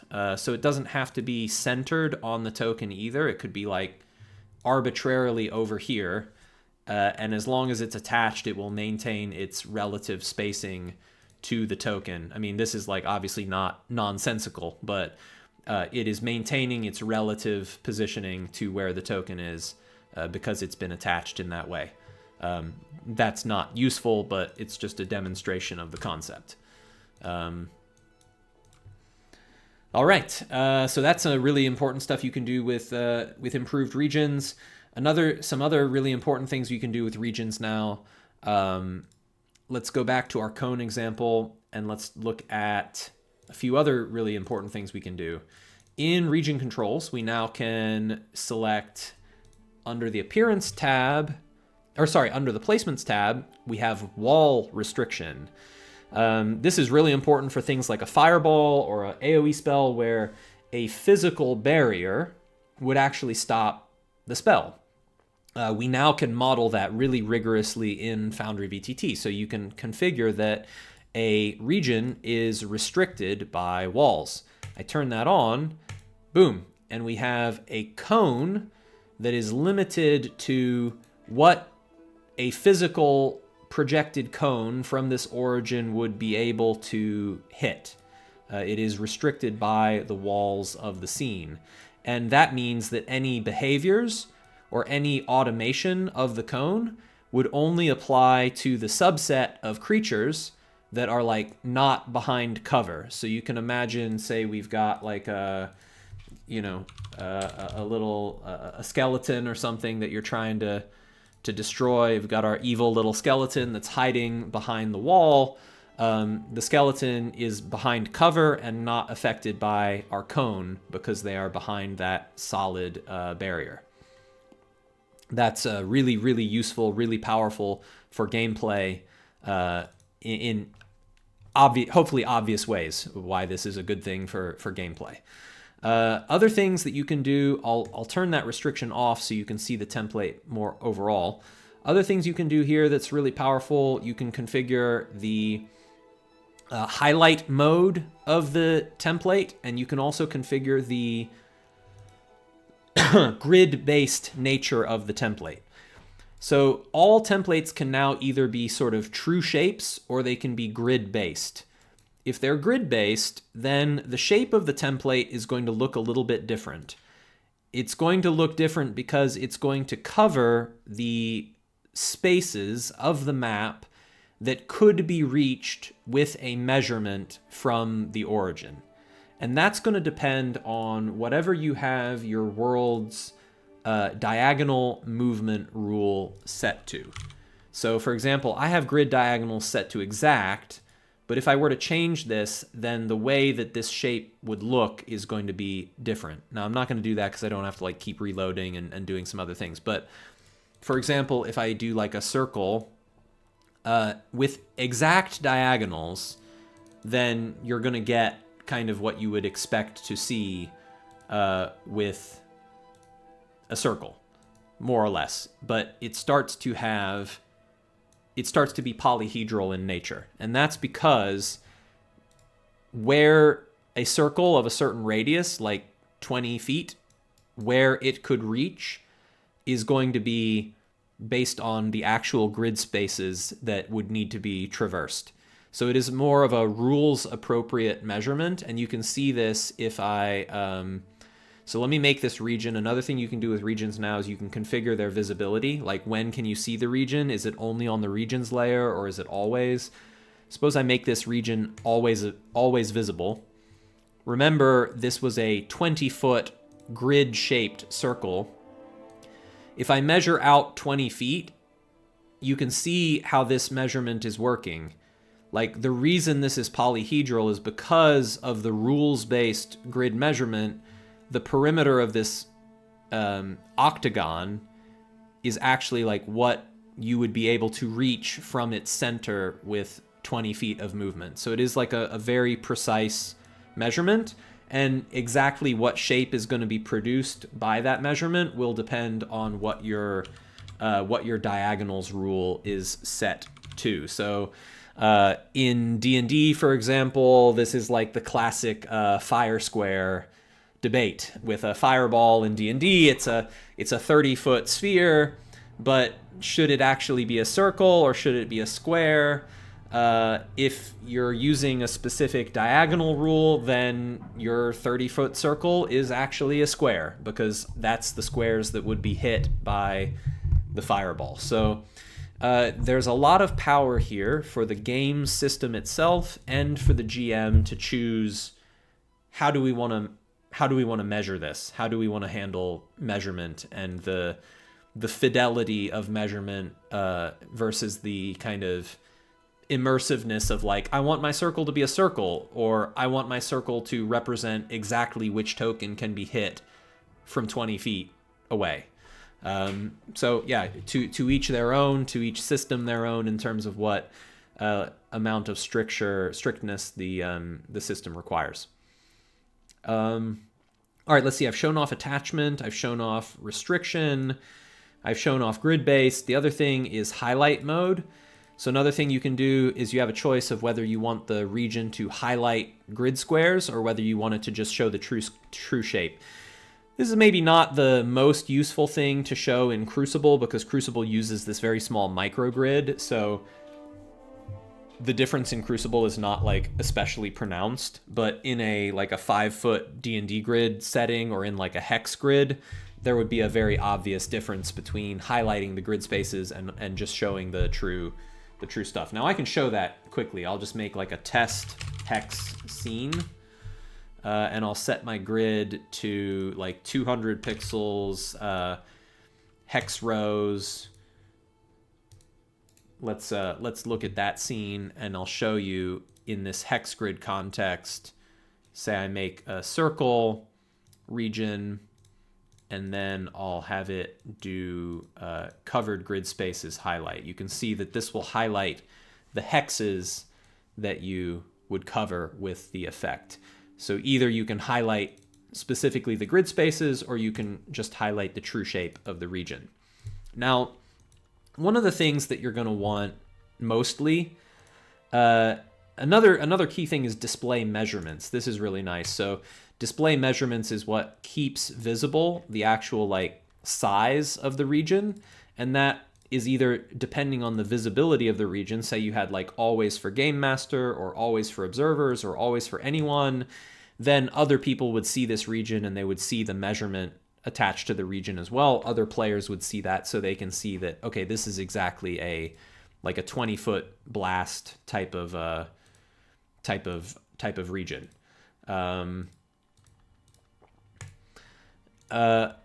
Also, let's talk about template mode. So one of the things that I didn't even mention, I really should have mentioned, but a key reason we're doing all of this is in version 14, there is no longer such a thing as a measured template. Measured templates are gone. Rest in peace, measured templates, long live scene regions. So measured templates have gone away in favor of regions. The region system has gotten so much more powerful, and it has absorbed everything that templates used to do. There is, however, what's called a measured template mode. And when you're in measured template mode, the way that your region is set up is a little bit like optimized for what you probably want to do when you're placing a template.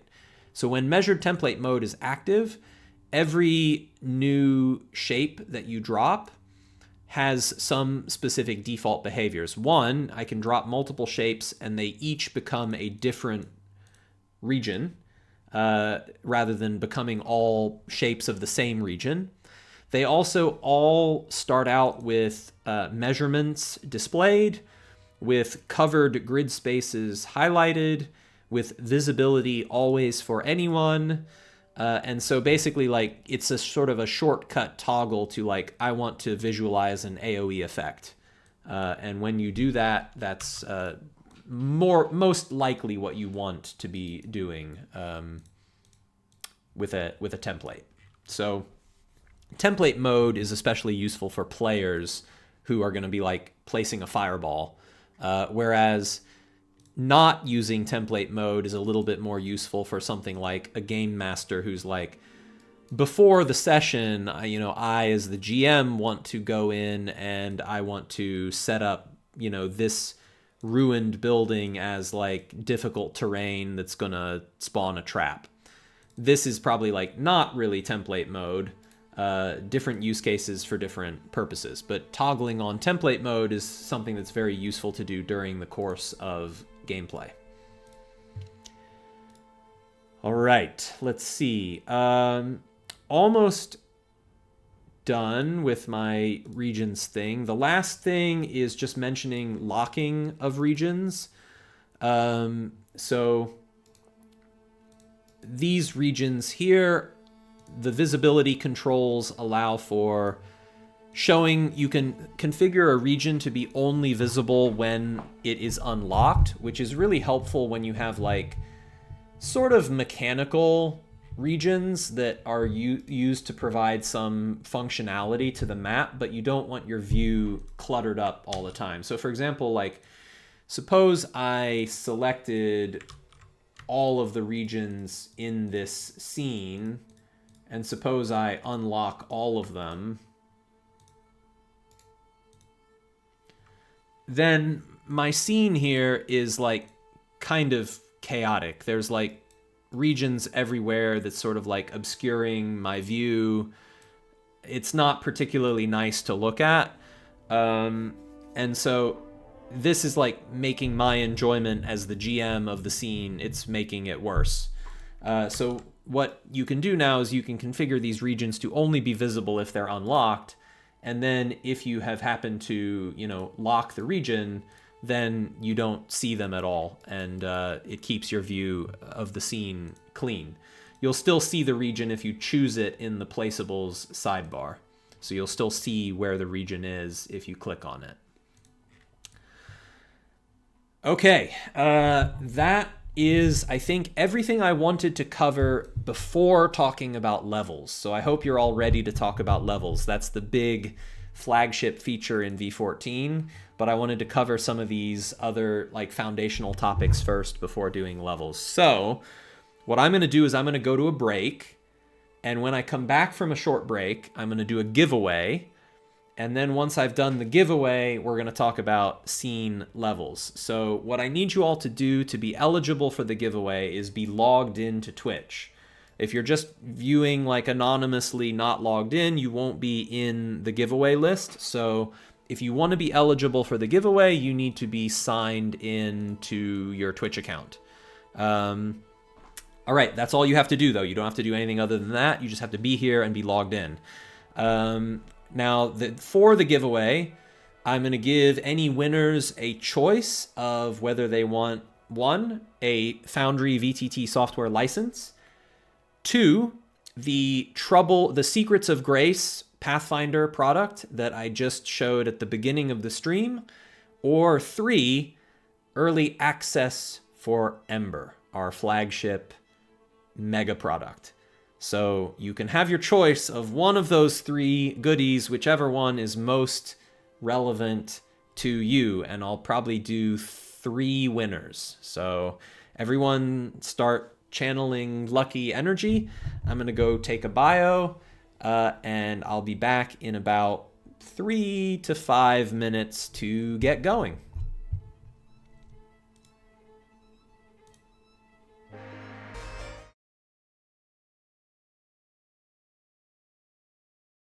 Oh, mic muted. Hello, welcome back. All right. Let's get this set up. I've got all of you who were in chat I've got you loaded into a roll table.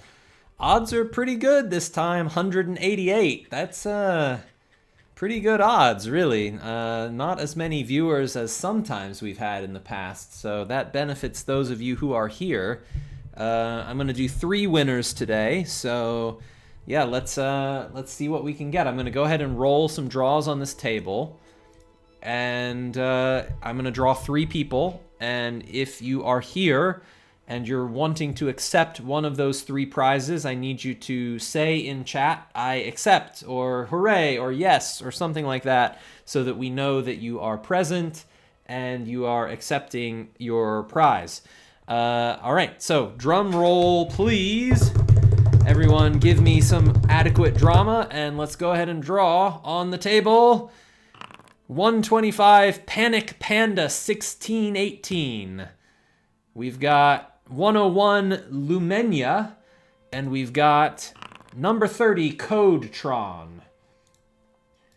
Panic Panda, Lumenia, and Codetron. You are the 3 lucky winners. If you are here, let me see in chat that you accept. The 3 prize options are: option 1, a Foundry VTT software license; option 2, the Secrets of Grace Pathfinder starter product; and option 3, Ember, our flagship, our first-party content, do everything we can possibly do thing. Adventure setting, sandbox, world. Epic. Let's see. Lumenia, accepted. Panic Panda, yes, yay. And did we get anything from Codetron? Let's see. Let's see. I might have missed it. Scrolling.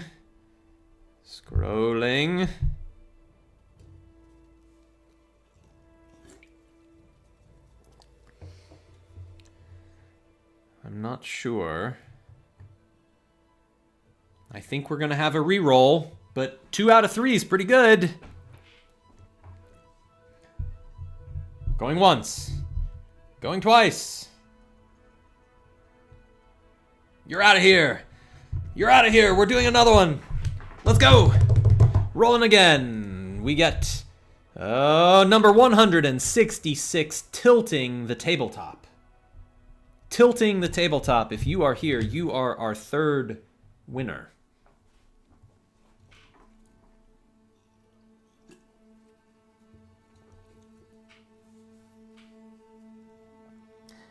Waiting. In the meantime, I'm going to switch. Oh, wait, no, I can't switch my world over because I have the roll table here. Accepted. Okay. Excellent. Woohoo! All right, we got 3 worthy winners. Condolences to those of you who did not win. However, we are going to have, I think it's like 6 different streams over the next 10-day period. So, like, I think pretty much every stream will have a giveaway opportunity of some kind. So stay locked in to our anniversary week streams, and there's going to be more chances to win all kinds of great stuff. Yes, you're all worthy, winners or not, but the winners are especially worthy, for they have been chosen, and the rest of you have been found wanting, although I still love you all. All right, I'm going to switch over to a different world to demonstrate levels, because I'm going to showcase a module that we released that is really useful for showing off levels. It's called the Restored Keep Scene Levels Demo. This is a free module that anyone can install. It requires V14 because it's very levels centric. And so I'm going to launch this particular world. My little kids are obsessed with Toy Story, so I'm very familiar with being chosen by the claw. They probably are like watching that something Toy Story related all the time. I don't know how hyped I am for Toy Story 5. It was definitely like Toy Story is, I wouldn't say it was a part of my childhood because I wasn't like that young for Toy Story 1, but like that was a long time ago. I don't know. I'm definitely gonna be excited to take my little ones to Toy Story 5. They're gonna love that for sure. Anyways, we don't need to talk about Woody and Buzz. I get enough of that at home. This is the Restored Keep. The Restored Keep is a module designed specifically to help demonstrate all of the joys of scene levels. So the Restored Keep is something we made in partnership with our good friend Tom Kartos. Shout out to Tom, who makes wonderful, architecturally accurate and immersive battle maps for using in a range of games: fantasy, modern, futuristic. Tom does a little bit of everything. And this keep is a map that Tom made, but Tom worked with us to kind of levelify it for V14. And so what we have is a keep that a map that has a single scene, but that has 4 different levels built into this single scene. So from the top down, the 3rd floor of the keep is the battlements, the uppermost level, walking the battlements. The 2nd floor of the keep is the upstairs interior, and I'll explain what you're seeing with these like fading away rooms and stuff in a minute, but the 2nd floor is the upstairs interior. The 1st floor is the downstairs interior. So again, even lower levels like the kitchens, where previously this room was a library, if you remembered, on the second floor. And then lowest below that is, of course, the dungeon underneath the castle that you can descend to. Now, the cool thing about this is that in V13 of Foundry, you would have had to do this as 4 different scenes that you would then set up some things like, teleporters between them or something. So like you go to a staircase and it teleports you to a different scene, but it is a different scene. Now this is all part of the same scene. I can seamlessly and almost instantaneously switch between these different levels.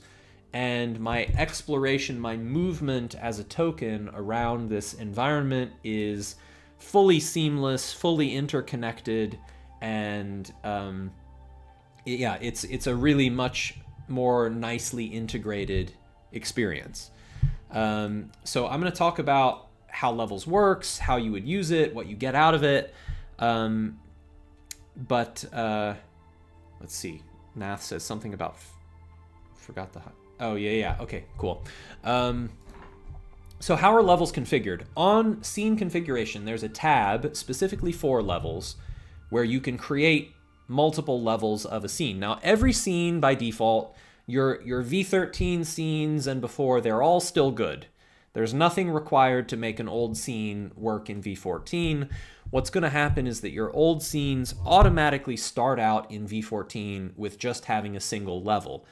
And when a scene is a single level scene, we think of it as a little bit of like a simple scene. Not to say that the scene itself is inherently simple, but it is a non-leveled scene. And when a scene is non-leveled, we're able to streamline certain parts of the UI so you don't have to worry about like level specific stuff.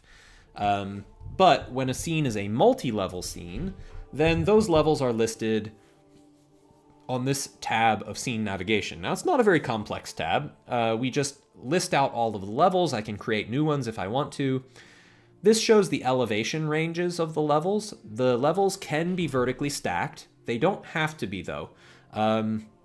It's perfectly valid to use levels for other sorts of use cases, like seasonal changes. Like imagine you have a house, and it's the summer house, and then the autumn house, and then the winter house, and then the spring house. That would be totally valid to do with levels as well, where they're not vertically stacked levels, but they're like alternate parallel dimensions, so to speak, of the same environment. That's also totally valid. Also totally valid use of levels would be for something like a cartographer, like a map maker who makes a bunch of different variants, like the icy variant and the fiery variant and the blood-soaked variant. Those can now all be reflected as different levels of the same scene instead of needing to be different scenes inherently. And that's something that I think is also very useful. Can also be used for things like if you have a parallel dimension, like in House Divided, we have multiple dimensions. In D&D, you might have like the ethereal plane, and so suppose you have a passage of gameplay where you want someone to be able to step into the ethereal plane and travel out of physical reality for a moment. That's another sort of thing that you could do really in a very cool way using levels that aren't necessarily vertically stacked but are co-located within the same scene. So there's a lot of powerful possibilities. Obviously, most of the basic straightforward use cases of levels are like vertically stacked environments, and that's to be expected. All right, so what happens if we click on one of these levels? Each level has its own configuration panel. We can configure its name, elevation range. We can configure which other levels are fully or partially visible from this one. So for example, from the first floor, you can see the second floor, parts of the second floor, parts of the third floor, and parts of the dungeon. The reason for parts of the dungeon specifically is because there's this little exterior boat dock. So of course you can't see the interior dungeon from the first floor, but you can see the exterior boat dock from the first floor. So that's why that is there. So let's imagine, for example, that there is a guard patrolling the boat dock on the dungeon floor. If I then go up to the first floor, I see now that I see that guard token. the guard token is now 20 feet below me, and this little icon above the elevation range, it depicts that this guard is on a different level. This guard is not on the level that I'm currently looking at. Specifically, they're a level below me. And if I were to click on that guard token, it's going to jump to the level where that guard is on the dungeon level. Okay, so going back to editing the thing, we can see like which other levels are visible from this one. What's the background texture? What's the foreground texture? Background color, tint, you know, different things that you can configure about the scene that would be different level to level. Many of these are more advanced options that aren't usually necessary to set up. So that's how you would set up your levels. You would just define them, put them in their elevation stacking, define which levels can see which other levels, and then specifically choose one level to be the initial one, which is like, where should you start when you first enter this area? Which level should you be initially looking at? So that's it. That's all there is to setting up levels. Now, of course, there's much more to like configuring the contents of your scene to be leveled, but that's all you have to do to actually like define the level structure of the scene. Now, once you've defined the level structure of the scene, any placeable objects in the scene can be associated with one specific or multiple levels. So for example, let's consider this large outer wall of the keep. This large outer wall of the keep is single level specific. It only applies to the first floor. Now that's because on the second floor, we have a different type of wall here. The battlement uses an invisible wall, not a solid wall. The solid curtain wall of the keep only covers the first floor. And then once you get up to the second floor of the keep, there's an invisible wall for the battlement where these guards are then looking out across, across the open space. So what does that mean? It means that we have different wall structures for different levels. Now, sometimes those wall structures can be shared in common. I'm trying to think if I can identify a good example where that for sure is the case here. It may not be.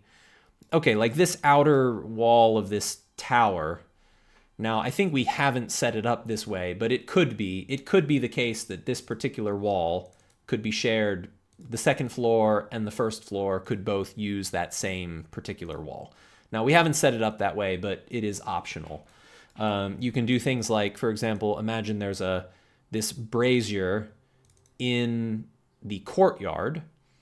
And this will look better if I show it at night. So let me shift to nighttime for a moment. This brazier in the courtyard at night that comes online when it gets, dark within the scene. This brazier can be seen across multiple levels. The third floor, the second floor, the first floor, they all share this same light source. So no matter whether I'm looking at the first floor of the castle, if I'm looking at the second floor of the castle, or if I'm looking at the third floor, the battlements up top, they all see this same brazier in the courtyard. And that object is shared across all levels of the scene. A Brendan brazier, yes. So when you're configuring your map, you can associate the things in it with one or more levels depending on whether those things should be shared or not. Now, there is one thing that can't be shared, and that's tokens. A token cannot be shared across multiple levels of the map. The token is singularly located on one particular level. So the token is not concurrently in multiple levels. The token is on one particular level. Couple questions real quick. I'm sure many of these questions I will answer naturally as I kind of get to them, but Penterin asks, large maps in V13 sometimes cause client performance issues. Is that a problem with complex multi-level scenes? This is a very much like an it depends answer in that like how complicated you make your map depends on how performance intensive it is to run. This is a pretty complex map. Now, I have a good computer, to be fair, so like I don't want to just say that like, oh, everyone is going to have no problem at all with any performance issue ever. I have a good computer, but you can see here at the bottom, like I'm running at 120 frames per second. This is a pretty complex map, and I get incredible performance on it. Now, whether that's true for everybody, that is going to depend a lot on what your computer is and how complex the scene is, how many walls there are, how many light sources there are. So there's lots of things that affect performance, and if you have players that are on less powerful machines, you might want to use less complicated scenes. Question from Norreist: if there's a spell effect with verticality, say a cylinder, would it interact with levels? Yes. So any scene region that you place, so imagine we've got a fireball or a fire square, if you will. That fireball is going to have an elevation range, and it is going to be treated as cylindrical within that range. So I could say, like, I hurl this fireball and it hits, between 0 and 40 feet.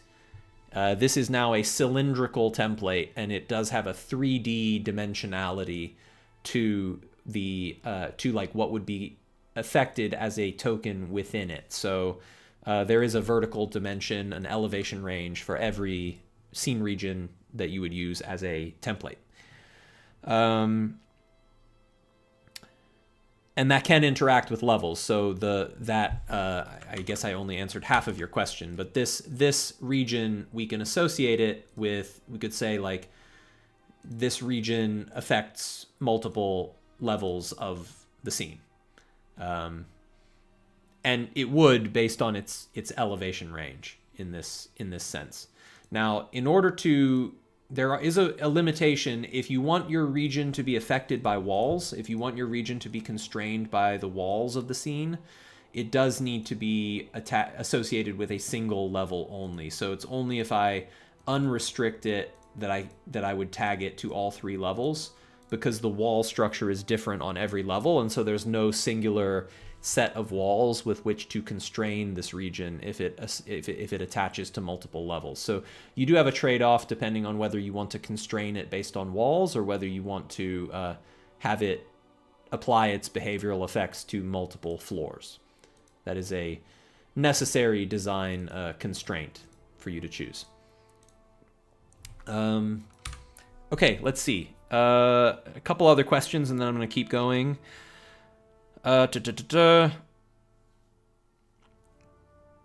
Question from Carmen's: if the size of a token is greater than the height of the level it is in, what happens? Yeah, let's talk a minute about token height. So this is something that also changed in V14, although it changed in a way that's pretty lightweight. But all tokens in V14 now have a new size dimension that can be configured for them. So under their appearance tab of the template, there is now size in grid spaces. So this is a 1 by 1 by 1. We changed this, instead of being like 5 feet, 5 feet. This is now in grid spaces. It's 1 grid space, 1 grid space. And then in the Z dimension, which is of course the verticality dimension, how large is the token? So, you could have a token that's like a 2 by 2 by 4. It's a giant base, but it's even super, super tall. And what matters for a token like this is their movement origin and their site origin. So the site origin is like the center of their token. Movement origin is the center of their base, the center of their footprint. So when this very tall token is like under the battlements here, you can get some awkward behavior where like the token is like technically too tall, but his feet are still grounded on the first floor. So while this could be a very tall token and maybe his head would be like clipping through where I can't actually move vertically. Like if I were out here in the courtyard, you see I can move vertically. I can move up and down. I don't hit something I can't go past. But if I'm under this bridge, I can't move vertically. There's no headroom for the token to move. So there is some like vertical collision that is due to surfaces that also affects tokens' ability to move upwards or downwards. and that is affected by the size that they occupy in the vertical dimension.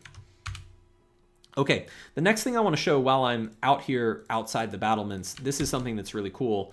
This is skipping ahead a little bit, but this is just like the ideal moment to demo it, so I'm going to show it right now.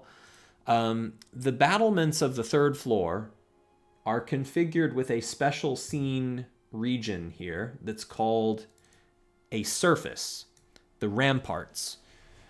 The rampart surface has a behavior called define surface, and the define surface behavior dictates how does that plane, the actual platform of the ramparts themselves, how does it behave in a bunch of ways. So you noticed like I wasn't able to move upwards because I didn't have any headroom for my token. The reason I wasn't able to move upwards because I didn't have any headroom for my token is because this surface restricts movement. It's a solid, impermeable surface. I'm not able to move my token upwards through it unless the GM is using like a ignore collisions mode of movement. We also can say whether the surface restricts light, restricts sight, restricts sound, whether it occludes things. And then one thing that's very noteworthy is whether that surface has a behavior called reveal elevated surface. This is situationally very useful. You don't want to use this always on your regions. It does have a performance cost. It also has a visual impact that may or may not be the right thing for you depending on what the region is.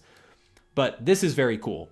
So we're on the first floor outside the keep. We notice that the keep has walls here. So in a Foundry V14 universe, we wouldn't be able to see any of these guards that are at 40 feet on the battlements. We wouldn't be able to see those guards at all because those guards are on the wrong side of a vision blocking wall. In a V13 world, we'd be screwed here. There's no way we can show to the player that there's guards on the battlement. In a V14 world, because we have this rampart surface, and because we have this special property to reveal elevated surface, we now let your vision polygon cheat a little. It's not cheat. It's a geometric computation. But you notice what we're seeing here is we're seeing both the outside of the keep. We're also seeing a limited slice of what's up on the battlements because we're far enough away from the battlements that if you imagine a 3D ray, an angle projected upwards towards the battlements, there would be a certain height of character standing on those battlements that you would be able to see from the ground. So we do a specific computation that casts that ray upwards and then drops it down to the surface below it to determine which of these guard tokens are actually visible from where you're standing. Now imagine what's going to happen to that upward ray as you get closer to the foot of the wall. As you get closer to the foot of the wall, that ray gets steeper and steeper and steeper as you're looking more and more upwards. And the more you're looking upwards, the less you're going to be able to see of what is actually on the battlements. So as I move Morthos closer to the battlements, I'm actually getting less visibility of them. And you notice that eventually I can't see the guards anymore because now they drop out of view. Like I get too close to the base of the wall. I'm now looking upwards at too sharp an angle, and so I can no longer see the guards that are up top. I have to back away from the wall in order to be able to see that they're up there. That's a very cool thing that we've been able to do with levels that certainly would not have been possible in a V13 world or in a world that doesn't have this sort of level-based perspective. Now, you want to be careful. You want to be careful with this particular region type.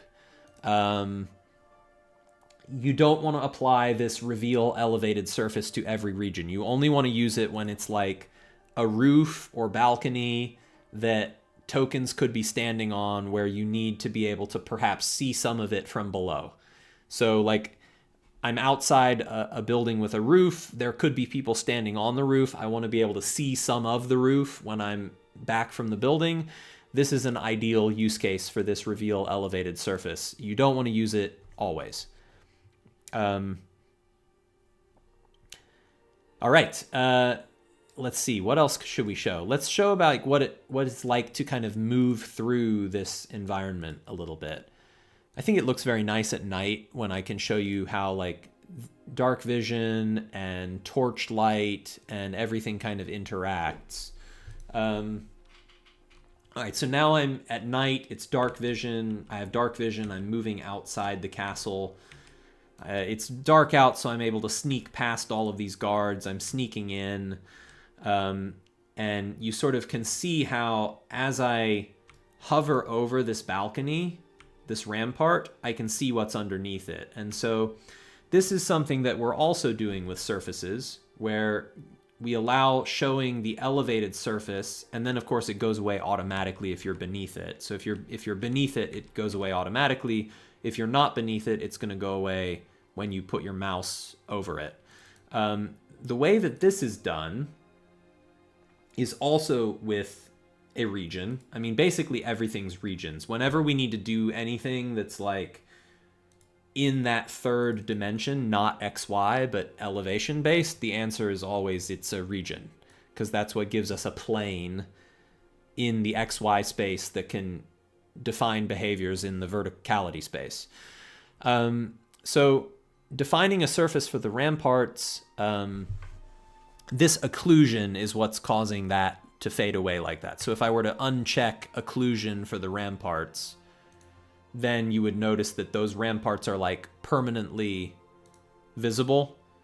Not ideal, because then I'm moving under it and I can't see where my token went. So what you want to do is when you have a region that is defining a surface where you have like overhead foreground, either the scene foreground or a foreground tile, you can now use regions to occlude that surface, where previously you would have to use a tile configured with like a roof type setup. You can now do this overhead occlusion easily with a region, where the geometry of the region defines what fades away when you're underneath it. So suppose I move into the building here. Oh, that's a ladder up. I'll wait to go up until later. Let's go over this way. Oh, guard, I better sneak the other way. I don't want to get detected here. I'm trying to be sneaky. Let's see what's in this room. Oh, guard. All right, let's go a different way. I don't want to disturb these guards in here. Okay, so here's an example where I've got a door at the end of the hallway. There is a level above this one, and so I'm not actually seeing into this room until I hover my mouse in. Now, you don't have to set the scene up this way. You might not like this effect. That's within your domain of control. If you don't like this effect, you don't have to have the overhead bit here for like the interior ceiling. That is kind of an optional flourish that, like, if you like it, we have this setup that is demoing how you can have like individual rooms that individually fade away, like one room at a time. That is just one way to set this environment up. It is not the only way to do it. But the cool thing about doing it this way is that these aren't all different tiles as they would have to have been in V13. So like in V13, if you wanted to like fade away just one room at a time like this, you would have needed to have separate tile canopy tops for every individual roof piece.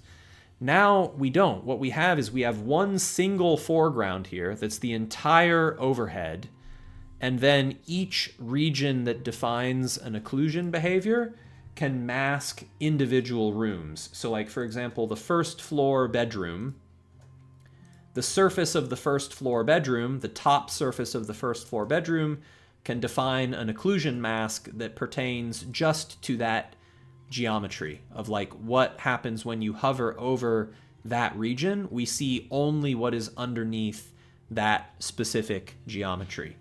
So you still can use tiles and you still can use roofs, but the ability to define geometric occlusion masks like this is really powerful for certain scenes.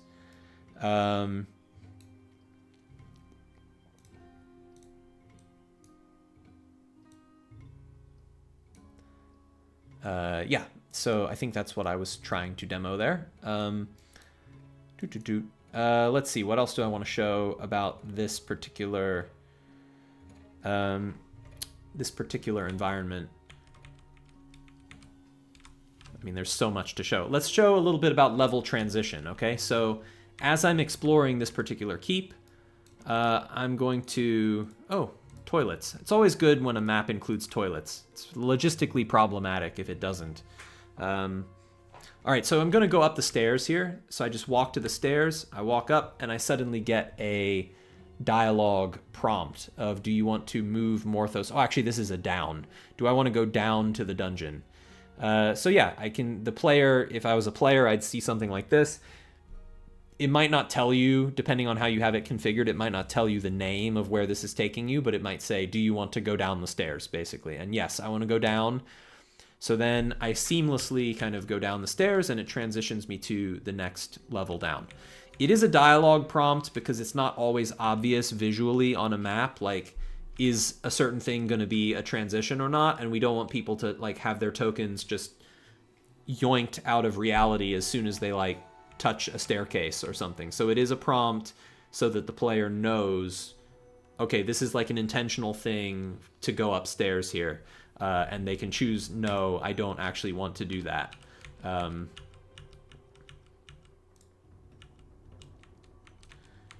Let's see, is there some other way I can get out here? That's like a secured wall. Interesting, I have to go around this way.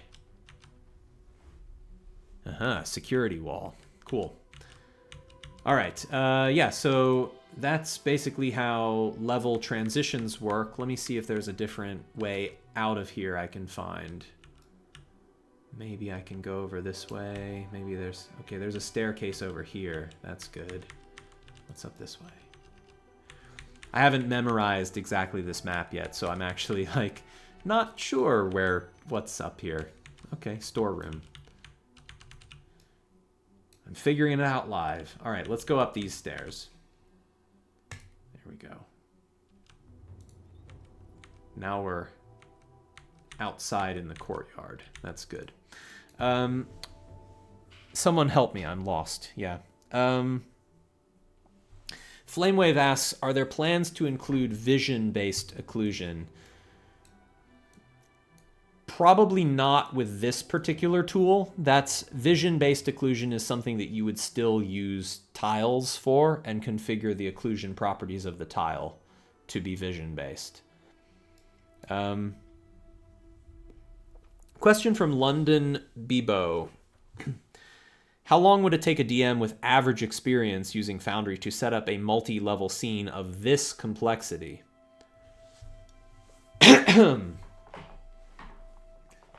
Assuming that you have all of the original assets, and assuming that this is not the first time you've ever tried to do it. So those are some assumptions I'm going to make. I'm going to assume you have the maps and stuff already, and I'm going to assume that you've started by learning how to do levels in like a simpler scene. So this isn't like you're starting at this level of complexity. Setting up this scene would probably take, I would say it would take me maybe about 2 hours. And so it would probably take a DM that is less expert with the software, maybe double that. Like, this is not a trivial task to set up a 4-level map that is as big as this one. I don't want to make anyone think that this is like something that you would just like whip together spur of the moment. Like, setting a map up like this would take a couple hours of work for sure. So like, it's only worth doing that if it's going to be a scene that is like intentionally a set piece of your campaign. Like, we're going to be coming back to this castle all the time. Like, this is your home base. Or like, I'm creating premium content that I'm going to put in the work to make it because I want to sell this to other people. And like, what are people paying for? Well, they're paying for the quality and the time savings. I mean, if something like that isn't true, it's not going to be worth, it's not going to be worth the time of the typical DM in the typical map to like make it this complex. But I also think that like this is establishing kind of the top end possibility of like what a scene in Foundry can do. And sometimes, that's what's fun for a GM to set up. I mean, a lot of us are like tinkerers or builders, or, a lot of us have that like Lego gene in us. And I think for someone who would find it fun to spend 4 hours setting up this perfect environment with all of these interaction points and like connectivity and whatnot, like if that's fun for you, then that's a fun 4 hours to spend. But I think we are realistic about like doing this kind of thing isn't going to be just like, a quick pre-session improv kind of thing. There's other tools in Foundry that are good for improv that you don't have to set up a scene that is this sophisticated.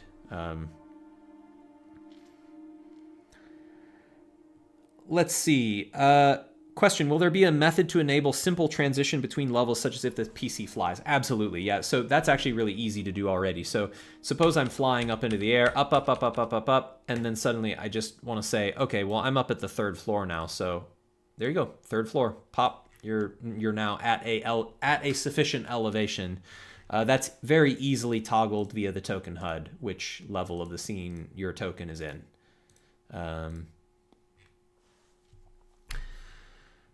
Let's see.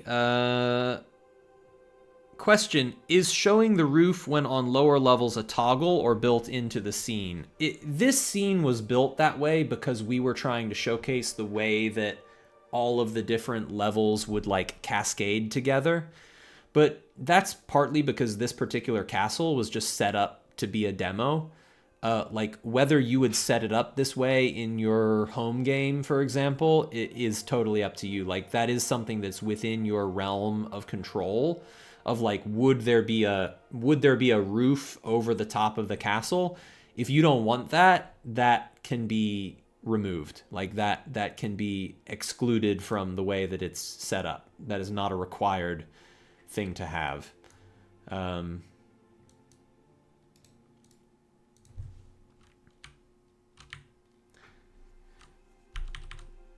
Question, what's the key for change elevation? Q and E. So WASD is moving XY, and then Q and E. E up, Q down. That's rebindable in controls configuration. You can rebind the WASD as well as ascend and descend keys. You can rebind those, but the default is Q and E up and down.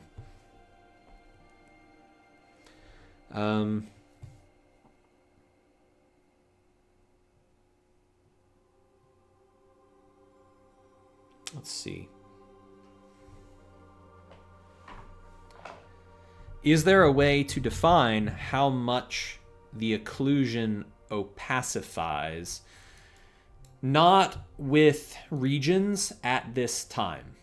That is a feature that you can do with a tile. And so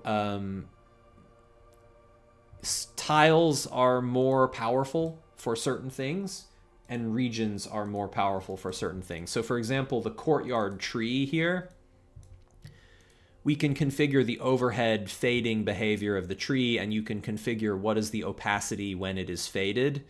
So currently, like, this tree is configured to fade to half opacity, not fade fully. So if I move under the tree fades away a little bit, but not entirely. So like, there's configuration for this. There's certain times where using tiles is really like the right tool. And there's certain times where using an occlusion behavior of a scene region is going to be a better tool. Different tools for somewhat different use cases. Like, it wouldn't make... something like a tree canopy like this, it's much better to do with a tile than with a region. All right, let's see. Question. In PF2E, one of my players was able to place a region as a template for an AoE, but they wanted to add a behavior to it and couldn't. Yeah, players aren't allowed to add region behaviors. This is mostly a security limitation.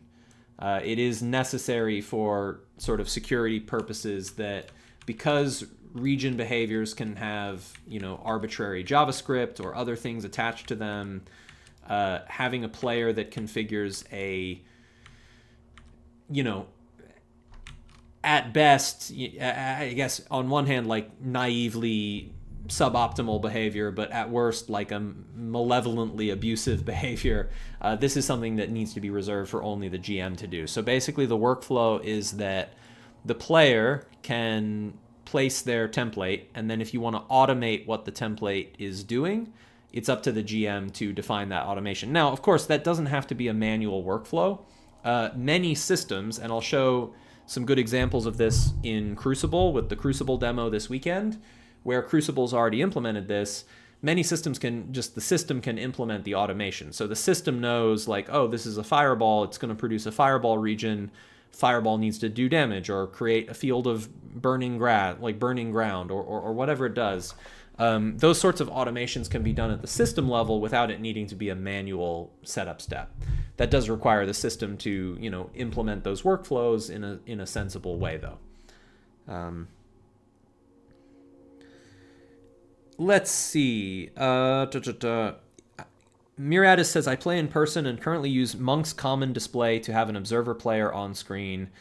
Do you have any plans to implement this in core with full levels support yet? Miratus, I'm afraid I have to confess I don't really know what Monk's common display does, and so I'm going to have trouble answering this question. A common observer actor is absolutely possible, but I'm imagining there must be something more to it than that, because you know your way around Foundry, so I'm sure you wouldn't be asking this otherwise, but I don't know the answer to that, I'm afraid. Question from Dayhawk. Do you have any suggestions for trying a scene like this at lower performance to get an idea of how a player's experience might be when they have low-end laptops? I have downloaded maps that work great for me, but my players find they were too much. It's pretty hard to kind of fake your computer being worse than it is. There are some things you can do, like you can throttle download speed to simulate a slow connection, but performance on the map isn't like slow connection speed. It's more like your GPU and your renderer. There's ways you could try and simulate additional load, but there isn't a common tool really that you would use I think you kind of need to get a player that you trust to give you a preview of like, is this scene causing problems, or develop some intuition for like how big tends to be too much for your players, and knowing like when you might need to cool it on the number of lights or the number of walls or some other aspect of scene complexity. It's a good idea. I mean, if such a tool existed, it could be helpful. I'm not sure that one does. There might be a module that does something like that I'm not aware of. All right, let's see. Let me go back to my list because there's a lot of other things that I need to show with regards to levels. Let's see, the tool concept, the demo, dedicated levels in the scene configuration, basics, surface behavior I talked about, reveal elevated surface, combine occlusion modes, culling. Okay, let's talk about culling. So in the first floor, we've got some guards. Now, this was a question that someone, I forget exactly who it was, but someone earlier in the stream asked this question. It's like, how can we hide a token on a lower level when I'm looking at a higher level so that I don't just like see all of these tokens standing around? So what you can do, and this is a newer thing that's been added. It wasn't in V14 originally, but we have added it recently. So if I look at the second floor surface behavior, there's an option for that with cull tokens.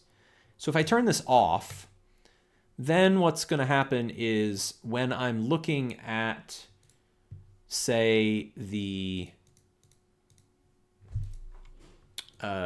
second floor, I'm seeing that there are guards below on the first floor. Now, sometimes you might want that. Sometimes you might really want to know where all of the creatures are in your scene.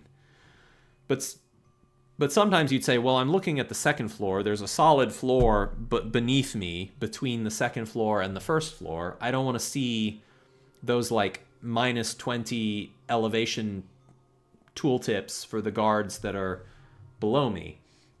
So the way to get rid of that, if you have a solid, like, impermeable surface where tokens that are beneath it would not be able to be seen, is you would, on your surface behavior for the second floor, you would turn on cull tokens.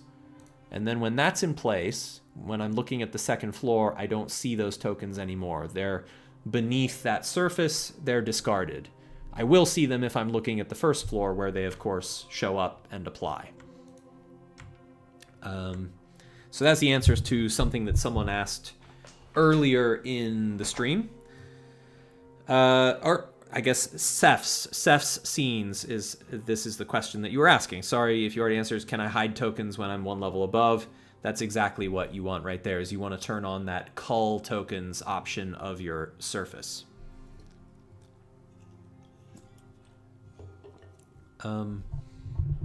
Okay, let me look at my list.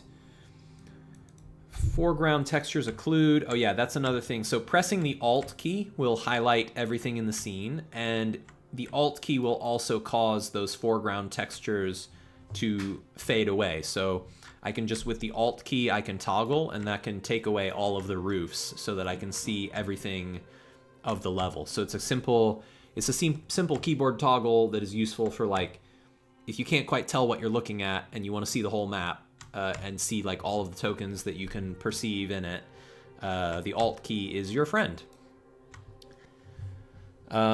Next feature that was on my list is, I already talked about cross-level vision, cross-level line of sight,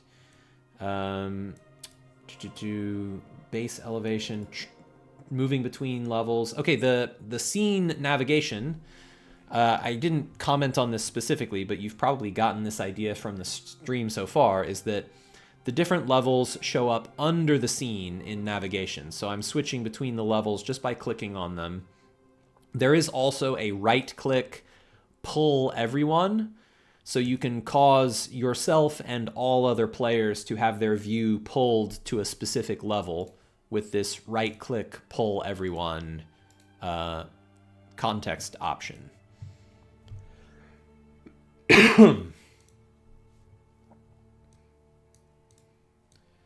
Let's see. All right, let's talk about top inclusive versus top exclusive regions. So for a region,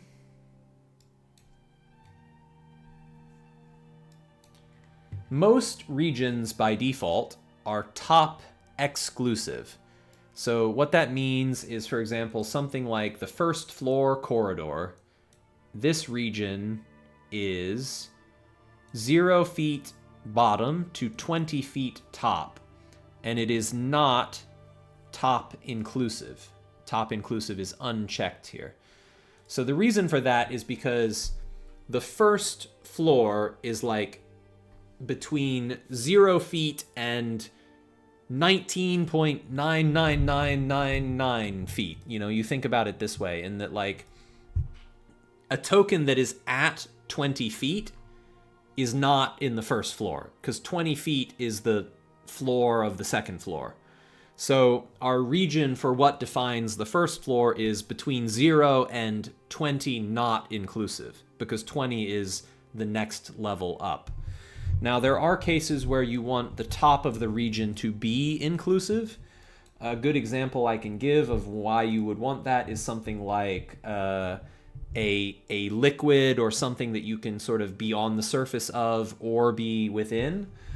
So imagine like the ocean out here. I made a region for this ocean water. And how does the ocean region work? Well, I defined it as minus 50 feet to 0, and it is top inclusive. And so what that means is if Morthos, if our character, where did I leave him? Right here. I'm just going to cut and paste. If Morthos is down here in the water at elevation 0, then mechanically Morthos is now treated as being inside this ocean region because his feet at elevation 0 are at 0, which is top inclusive for the ocean. And so that would be probably useful anytime that like moving onto the surface of the region should mechanically count as being in the region. So like a vat of slime or a grease surface where you step onto it and it should affect you. So those are cases where you would want the region to be top inclusive. Any region that is completely flat, there's no elevation range to it. So for example, we have some in this scene. We've got a region like the first floor surface. I guess it's at 0, 0. If there is no elevation range, then it is of course that one singular elevation is included in the region. So if you have like a grease spell or something that's like a 20-foot square flat on the ground at 0, you don't need to give it an elevation range. It can be 0, 0, top and bottom, and any token that is at elevation 0 will be affected by the grease. All right, let's see. Question from 2D Guerra.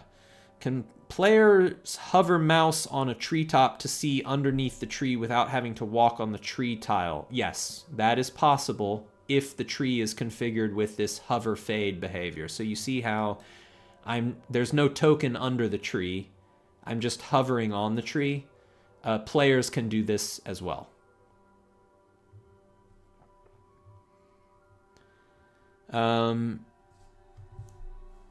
Question from, let's see, who else had a question? Yeah, I don't know. I think maybe if there was another one, I missed it. All right, that concludes. There's so much more that can be done with scene levels, but this concludes the demo that I was going to give here in the Restored Keep. I really encourage you all to download, install this module. It's super good. It's a really good introduction to what's possible to do in levels. It's not a simple introduction, so that is a little bit of a downside of it, but we wanted it to be kind of comprehensive, where it really can show an example of everything you might really want to try and do. So it is quite comprehensive, if not perhaps the most simple starting point. That is correct, Anchor. Actors do have a 3D footprint, so like a large creature would be like a 2x2x2, depending on how your system defines what their height should be. So for example, this character in Crucible is like a 4x4x4. Now, maybe in reality, he should be like a 4x4x6, and whether the system supports that or not is up to the implementation of the game system, depending on like how much they do with token height.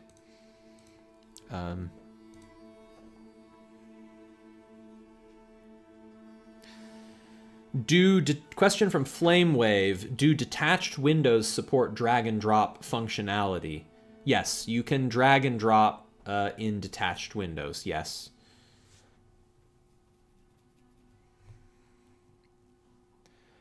Templates, yes. Non-Casus, yes. Templates are volumetric, although one important thing to note about templates is that they are all cylindrical. So for example, imagine you have like a cone that's 20-foot radius, 60 degrees, and then we configure the cone to say it's like between 0 feet and plus 20 feet.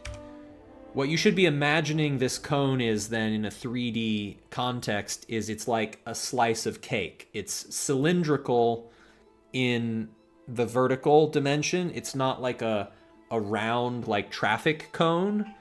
It's cylindrical, meaning that it is flat top, flat bottom, and it has a specific geometric shape all the way up and down that elevation slice. So this is an example of like a cake wedge. It's not a traffic cone. And so that's an important thing to be aware of about like what Foundry does and what Foundry does not do.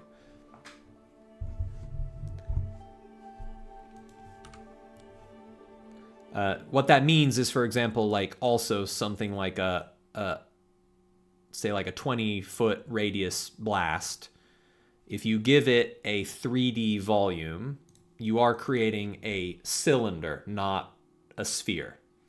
There is no way to do spheres, and that is an intentional limitation because Foundry is not a 3D engine, and so we don't have continuous 3D space. We have discrete 3D slices, and so the only way to model a sphere in a world of discrete 3D slices would be like a ton of different slices that are progressively smaller or bigger, and that is a level of complexity that we don't feel is warranted for the software, even though obviously there are logical use cases for why something would be spherical. We are a 2D software, and that's just, you know, if you want true 3D gameplay, you should be looking at a true 3D product. All right, let's see. Question from Icedern. Are there plans to add on-click or double-click for regions?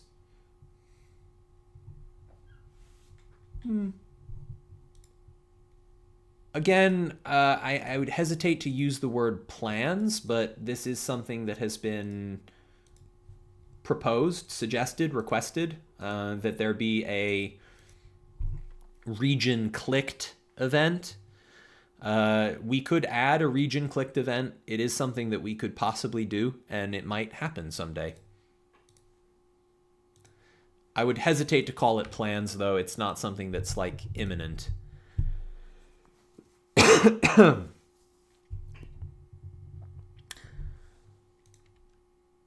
right, let's see. What more do I want to show? This has been a long-running stream, but there's a lot more V14 stuff I haven't shown yet. So let me see if I can do a few more things. There's some more stuff I'd really like to get to. Let's talk about Active Effects for a little bit, because Active Effects V2 was a big part of... Yeah, rest my voice, thank you. I'm going to need to. Active Effects V2 was a big part of V14. So there's some really cool things that can be done with Active Effects now. Let me, for example, move Ember into nighttime. I'm going to show like a Crucible thing that can be done first, and then I'm going to show how you would do it outside of Crucible with just a typical active effect. So in Crucible, for example, a demo of like how I'm using this system is, let's imagine we have a torch and we want to light our torch. So I'll, use the light torch action. This is not unheard of, like other systems like Pathfinder or something have like a, light your torch action. But suppose I do this. All right, now I have my torch lit. The way that this is happening, though, is a little different to the way that maybe other systems like PF2E that has had this kind of feature for a while is doing it. This feature is now lighting my torch directly using an active effect. And that's because active effects are now able to indirectly target your token through the actor that they apply to. So that means that in addition to active effects being able to target actor properties, like make you stronger or make you faster in terms of your actor stat block, an active effect can now target properties of your placed token as well, which is really powerful and can be used for a lot of pretty cool things. And of course, like this torch effect has a timed duration. That's another thing that we get for free out of V14 is we get automatic and significant improvements to active effect duration tracking and expiration so that we can expire events after their time goes up. So I advance time an hour and my torch is gone because an hour has passed and I don't have it anymore. It burned out. And so that automation is not something that I had to build in Crucible specifically. That's something that just happened because I'm using V14, which is really satisfying. I'm going to mark my torch as no longer depleted so I can show something else about it. Multiple limits like 10 minutes or 20 rounds. I don't think so, but you can define it in rounds, and both rounds and minutes, like assuming your system specifies a certain round time, then you can define a duration in rounds or you can define it in minutes and it will work either way. I don't know if that really answers your question or not, but all right, so now I've got my torch back. Let's show another really cool thing that can be done with active effects. I don't want to turn this into a Crucible stream, so I'm going to avoid like Crucible flexes and just talk about like what can Core do. So let's create a compendium pack of active effects, my test effects. This is something that wasn't previously possible. It wasn't possible before to have a compendium pack of effects. Now you can do that. So I can do something like create an active effect in this compendium, super strength. And I can configure my effect like system abilities strength bonus +2.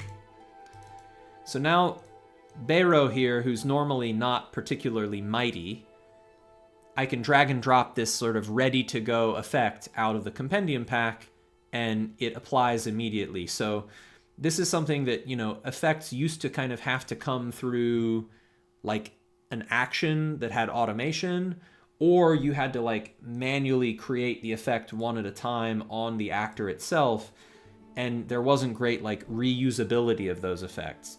Now at a homebrew level or at a system level, you can create a compendium pack of conditions, buffs, debuffs, all sorts of things that can be ready to apply to the character. You can, you know, configure that, oh, super strength normally has a duration of 6 hours and it expires, you know, in a certain way.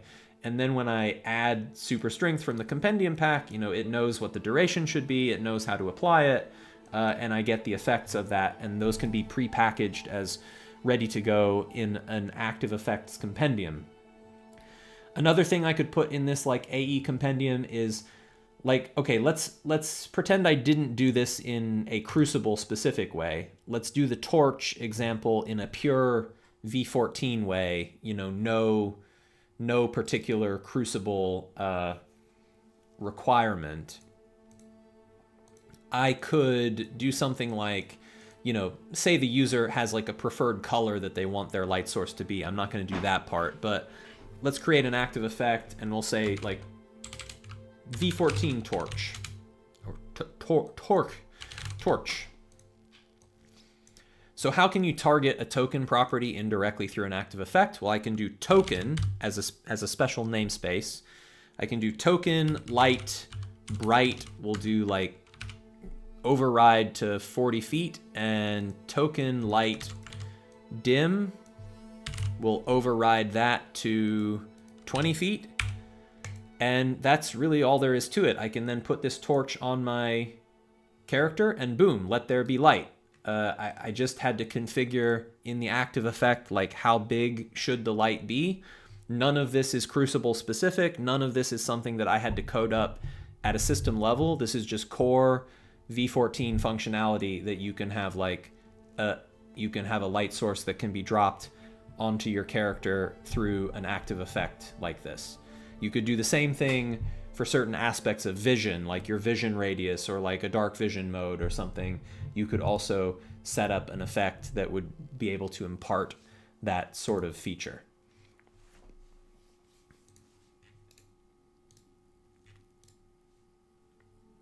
Pretty cool. Let's see, is there anything else about active effects I want to explain?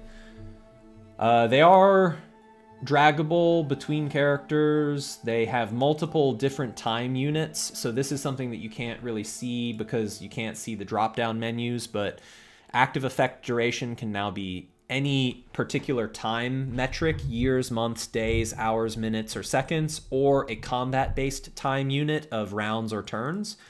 And you can also condition when does the effect expire based on specific events, where previously there wasn't this granular tracking for like when does an effect run out. Now there's expiration events of combat end, combat start, round end, round start, turn end, and turn start. So for example, if I were to and I'll show a lot of this in Crucible's demo stream over the weekend because Crucible uses active effects a lot. But the expiry events for some effects in Crucible is like some effects last until the end of your turn. Some effects last until the beginning of your turn. Some effects last until the end of your target's turn. Some effects last until the end of the combat encounter. All of those different sorts of automations and granularities for like how long does an effect last and when does it automatically expire, that's handled by V14 Core now in a really appealing way. All right, what else is on my list? All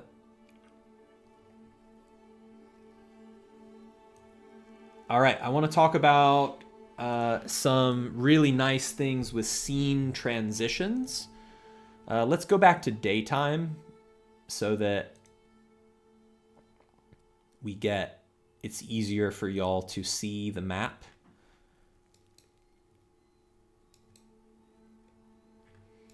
Ooh, it's all foggy. Very moody.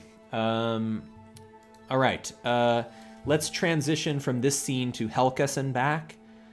Now, every scene in Foundry VTT on the miscellaneous tab of its config can configure a transition animation. And by default, scenes now have a crossfade. So that is the default transition that you get. But there's all kinds of other really wild transition types that you can do, like a water drop. And you have this preview button that I can use to sort of preview what does the transition look like. These scene transitions is what would happen when you move from this scene to a different scene. There's different like wipes and fades and crazy like wave wobble. Some of them would be really good for certain types of like sci-fi or like, you know, modern games. You're stepping into the parallel dimension or whatever. There's some really cool stuff that you can do with these different scene transitions. The fade is of course just the default. And then what happens when we go from this scene, say, to Helcas, you see that there's a very nice fade out, fade in as we go back and forth between these two scenes. It's a really nice, gentle crossfade as we're going between the different scenes. That's a new feature added in V14 that everyone gets right out of the box as you're moving between these different scenes of the world. Very satisfying. All right, let's see. Next up, I'm going to fast forward on time a little bit because I'm about 5 minutes from where I was thinking I would end the stream. There are some amazing new APIs, though, that I really want to highlight as being fantastic in V14 for builders. There's a screen shake API that you can use to make an earthquake or to rattle a token around, like when it gets critically hit. I'll show this more in the Crucible effects demo that I'm going to give later in the week. So you'll see a little bit more screen shake and stuff then. Particle generator, there's a very powerful new particle generator API. We use that all over the place in Ember. It's quite easy to work with. It doesn't have a UI for it yet, but programmatically it is very easy to work with. So things like this, this like water fountain here, it's a very, or even just the leaves, like the little like floating leaves that are kind of whirling around the scene. Like this is like very easy to do programmatically with the particle generator API. So that's something that's really wonderful for builders to use to work with. The VFX framework for timed spell and like timed effects animation, we have a new built-in library that we're depending on, Anime.js, but we have a layer on top of that that's like Foundry specific that does a lot of amazing things. We have now built-in support for advanced graphics textures. This is something that Ember and House Divided and other products we've been making have been using for a while. Like this scene is rendered using advanced graphical texture formats of KTX2. We also support Basis. Those advanced graphics texture formats that are like ultra performant for GPU, those are now supported out of the box. You can use them for your own scenes. So like people who are asking like, how do I improve performance of my maps? How do I improve performance of Foundry? It does take some specialized technical work to convert textures to that format, but you can convert textures to KTX2 format, and they are hyper optimized for the GPU, and it's much better for performance. Other things that I want to mention, TinyMCE is retired. That's out. It's gone. There are modules that keep TinyMCE alive if you need it, but everything is Prosmirror now, including the chat message entry box, which is pretty cool. You can enter a chat message now, and you have certain like text formatting options for the chat message in terms of like the text size or the font family that you're using, or setting different things about that in chat. Just options that exist now for using a little bit more like rich formatting for chat entry. There's also I'm not going to show it because I don't use it in Crucible, and so I don't have an easy way to demo it without switching worlds, but there's also a new formula editor element. So whenever you have an input element that's designed to configure a dice formula, there's a specialized Foundry HTML element that's a dice formula editor, and it comes with like really nice like auto hinting of like the dice terms that you can build in writing a dice formula. Other things with TinyMCE, like on my character biography here, there's some new things that we can take advantage of. For example, like we've got text color now that you can set. We've got, you can customize your font family. You can customize your text size. There's a lot more kind of rich text editing options that are available to you now. We've enriched and expanded upon the Prosmirror editor to have a lot more options for things you can do straight out of the box. And yeah, there's support for quick insert templates. I have a bunch of quick insert templates that I've defined here of things that I commonly use, like different like divider header text blocks and different like a definition list, or I have things like a Q&A block that I want to do for like question and answer. These are like quick insert templates that I've defined because I want to use them for like Ember content creation or Crucible content creation. You can like define little like HTML snippets that then become able to be like quick inserted into the Prosmirror editor, which is really handy. And yes, you can import your own fonts. That's another thing that is possible to do.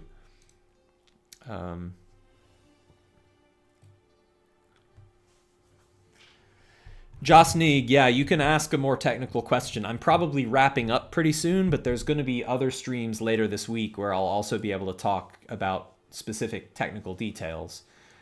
Another thing I want to showcase that is really amazing for like builders and people who are like system developers. Let's talk about one of our Crucible characters here. I'm gonna duplicate this character, and then I'm going to level them up a bit so that I can get some new talents, so I can show one or two things. I don't want to make this too Crucible specific, but it's useful for me to show something. I want to grab the step gesture. So let me just like take something here. So I can take step. I need more dexterity.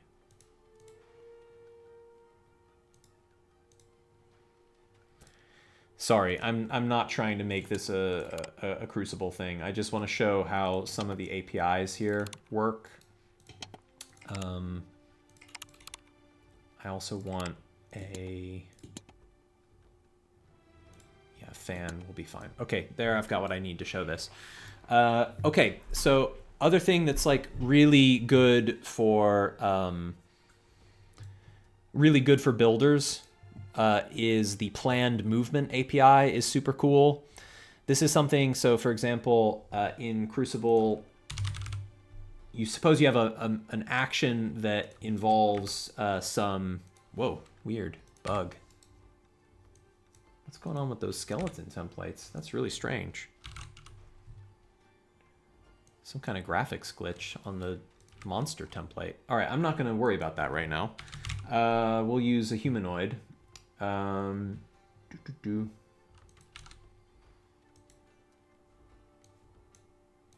aren't bugged.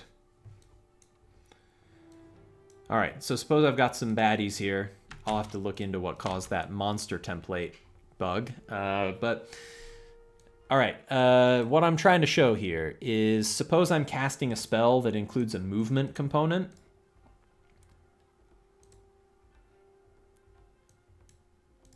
There should be now... oh, I'm not. That's because that's not the right character. Sorry, y'all. After a 3-hour stream, I'm losing a bit of coherency here. All right, here's my spellcaster. I've got my spell. Step. Let's do step and lightning.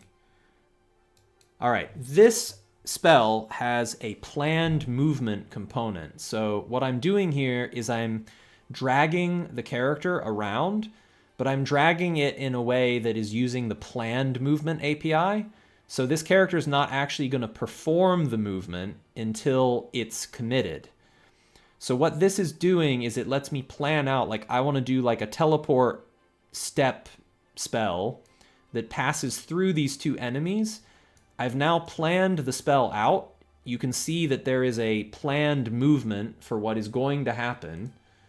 But that movement hasn't actually transpired yet. And so it will transpire once the spell is cast and once its effects are confirmed. I actually like perform the movement to do that warp and pass through the character in that way. So yeah, the planned movement API is really good for like anything where you need to pre-plan a movement that is going to be executed later. Another thing that's a really amazing API option for developers to build on is something that uses like anything that needs to place like an AoE region. So for example, like an AoE like cone sort of fan swipe spell. This is the place region API where this prompting to like put down your measured template for a particular action. This is something that is really easy for systems to build on and to take advantage of in terms of like where you should put an AoE. And so I can use this planned place template API to like place the AoE template for this action that's eventually gonna, you know, do some damage to both of these adversaries. So yeah, those are some like really high impact APIs that builders can take advantage of. Um, One other thing that's pretty cool, combat encounters can now be, this is not so much for like builders, just for anybody. Combat encounters can now be named if you configure if you edit the name of the encounter, you can say like, uh-oh, raiders. And so if you have multiple encounters going, it will show you the name of the encounter when you hover over them at the top. And so you can see like, you can better tell apart if there's multiple combat encounters that you're running concurrently with each other. Let's see. Other honorary mentions to close out. The Scene Manager API, which is super powerful, has some new built-in helpers for configuring, for integrating with scene levels, like which levels of the scene are visible to a player, which is the default level of the scene that a player views. That can be determined dynamically, contextually. Overall, the Scene Manager API has just improved a lot in V14. I don't think there's many people using scene managers yet. It's kind of like a little bit of an untapped frontier, but for content creators that are making like specialized, interactive, immersive environments, the scene manager is absolutely the way that you would want to go about that. And it's gotten more powerful. Scene Manager can also do things with scene-to-scene transitions in terms of like understanding which scene is going to be rendered next. So you want to do some sort of special transition between the two. Scene Manager has you covered there as well. All right, I think I better wrap it up there. This has been a little over 3 hours, which is about what I expected to do. My voice is totally going, and I need to save it for later in the week. I've got more streams to come. I'm going to be back on Sunday with a Crucible stream. I've been trying to avoid getting too much into like all of the amazing fun stuff that Crucible does. I really want to show it off, but like I've been kind of just teasing around it a little bit. I'm going to get into all of the Crucible stuff on Sunday, and then Tuesday, just going back to our anniversary schedule for a minute. Let's see, article anniversary. Going back to our anniversary schedule for a minute, we've got on Tuesday, we've got the House Divided showcase. On Wednesday, the Reddit AMA. On Thursday, Kaora will be back here with an Ember lore stream. On Friday, the whole team will be here for Free Project Friday. That's next Friday. And then to end up the streaming part of Anniversary Week, on Sunday the 31st, I'll be doing a big Crucible and Ember gameplay showcase. So there's a lot more stuff to see that's coming up throughout the week. I'll have a lot more to show. We'll have a lot of giveaways, questions and answers, just more chance to hang out. And I really appreciate all of y'all spending, however many hours you stayed in the stream with me today. But this was really great to hang out and get to do another one of these. It's been a little bit too long since I've done one of these. I want to show something fun. It's related to levels. That's why I'll show it. So this scene, Helkes, has 3 different levels. The green level, I showed this a little earlier. It's got the green level. It's got the Boneway, which is like up at the top, the kind of overlook here. And then it's got the mine level that is down low. Like this is the entrance to the mine. So I showed like stairs where you can use like stairs to get from one level or the other. You could also, if you're wanting to be a builder, I mentioned like how great the Scene Manager API is. The kind of thing you can do with the Scene Manager is you can make something like this, where I can like go onto the elevator and then I can use the elevator and then I'll like ride the elevator down with my token and it descends down to the mine level and then it'll switch me to the mine level automatically. So if you want to do like an animated, flashy level change, where now I'm down at the mine entrance, that's the kind of fun thing that you can do with these APIs. Like Ember is special, but Ember is just using tools that Core provides. So the things that we're doing in Ember that's so like cool and fun and nice, like other people can do these things too. They aren't like proprietary in a way that only we can have nice things. And it's these like core APIs that we're building that lets us make these features that are really fun and make it fun to explore an environment like this. So just a little advertisement for like the combo of like some of the scene level APIs as well as some of the scene manager APIs. That is like where I implemented the the elevator type thing. So anyways, cool stuff. All right. Cool. I'm going to wrap it there. Thank you all very much for hanging out with me. This was a lot of fun, and I will be back on, what did I say? Sunday? I'll be back in 2 days for a Crucible focus. So I really hope to see you there. I can't wait to talk Crucible with you all. I'm really excited about it. The system's coming along in a way that I'm really jazzed about, and I want to share that excitement with you all. So until then, thank you. Cheers. Happy gaming. Hope you have a wonderful Friday evening. And I will see you again next time.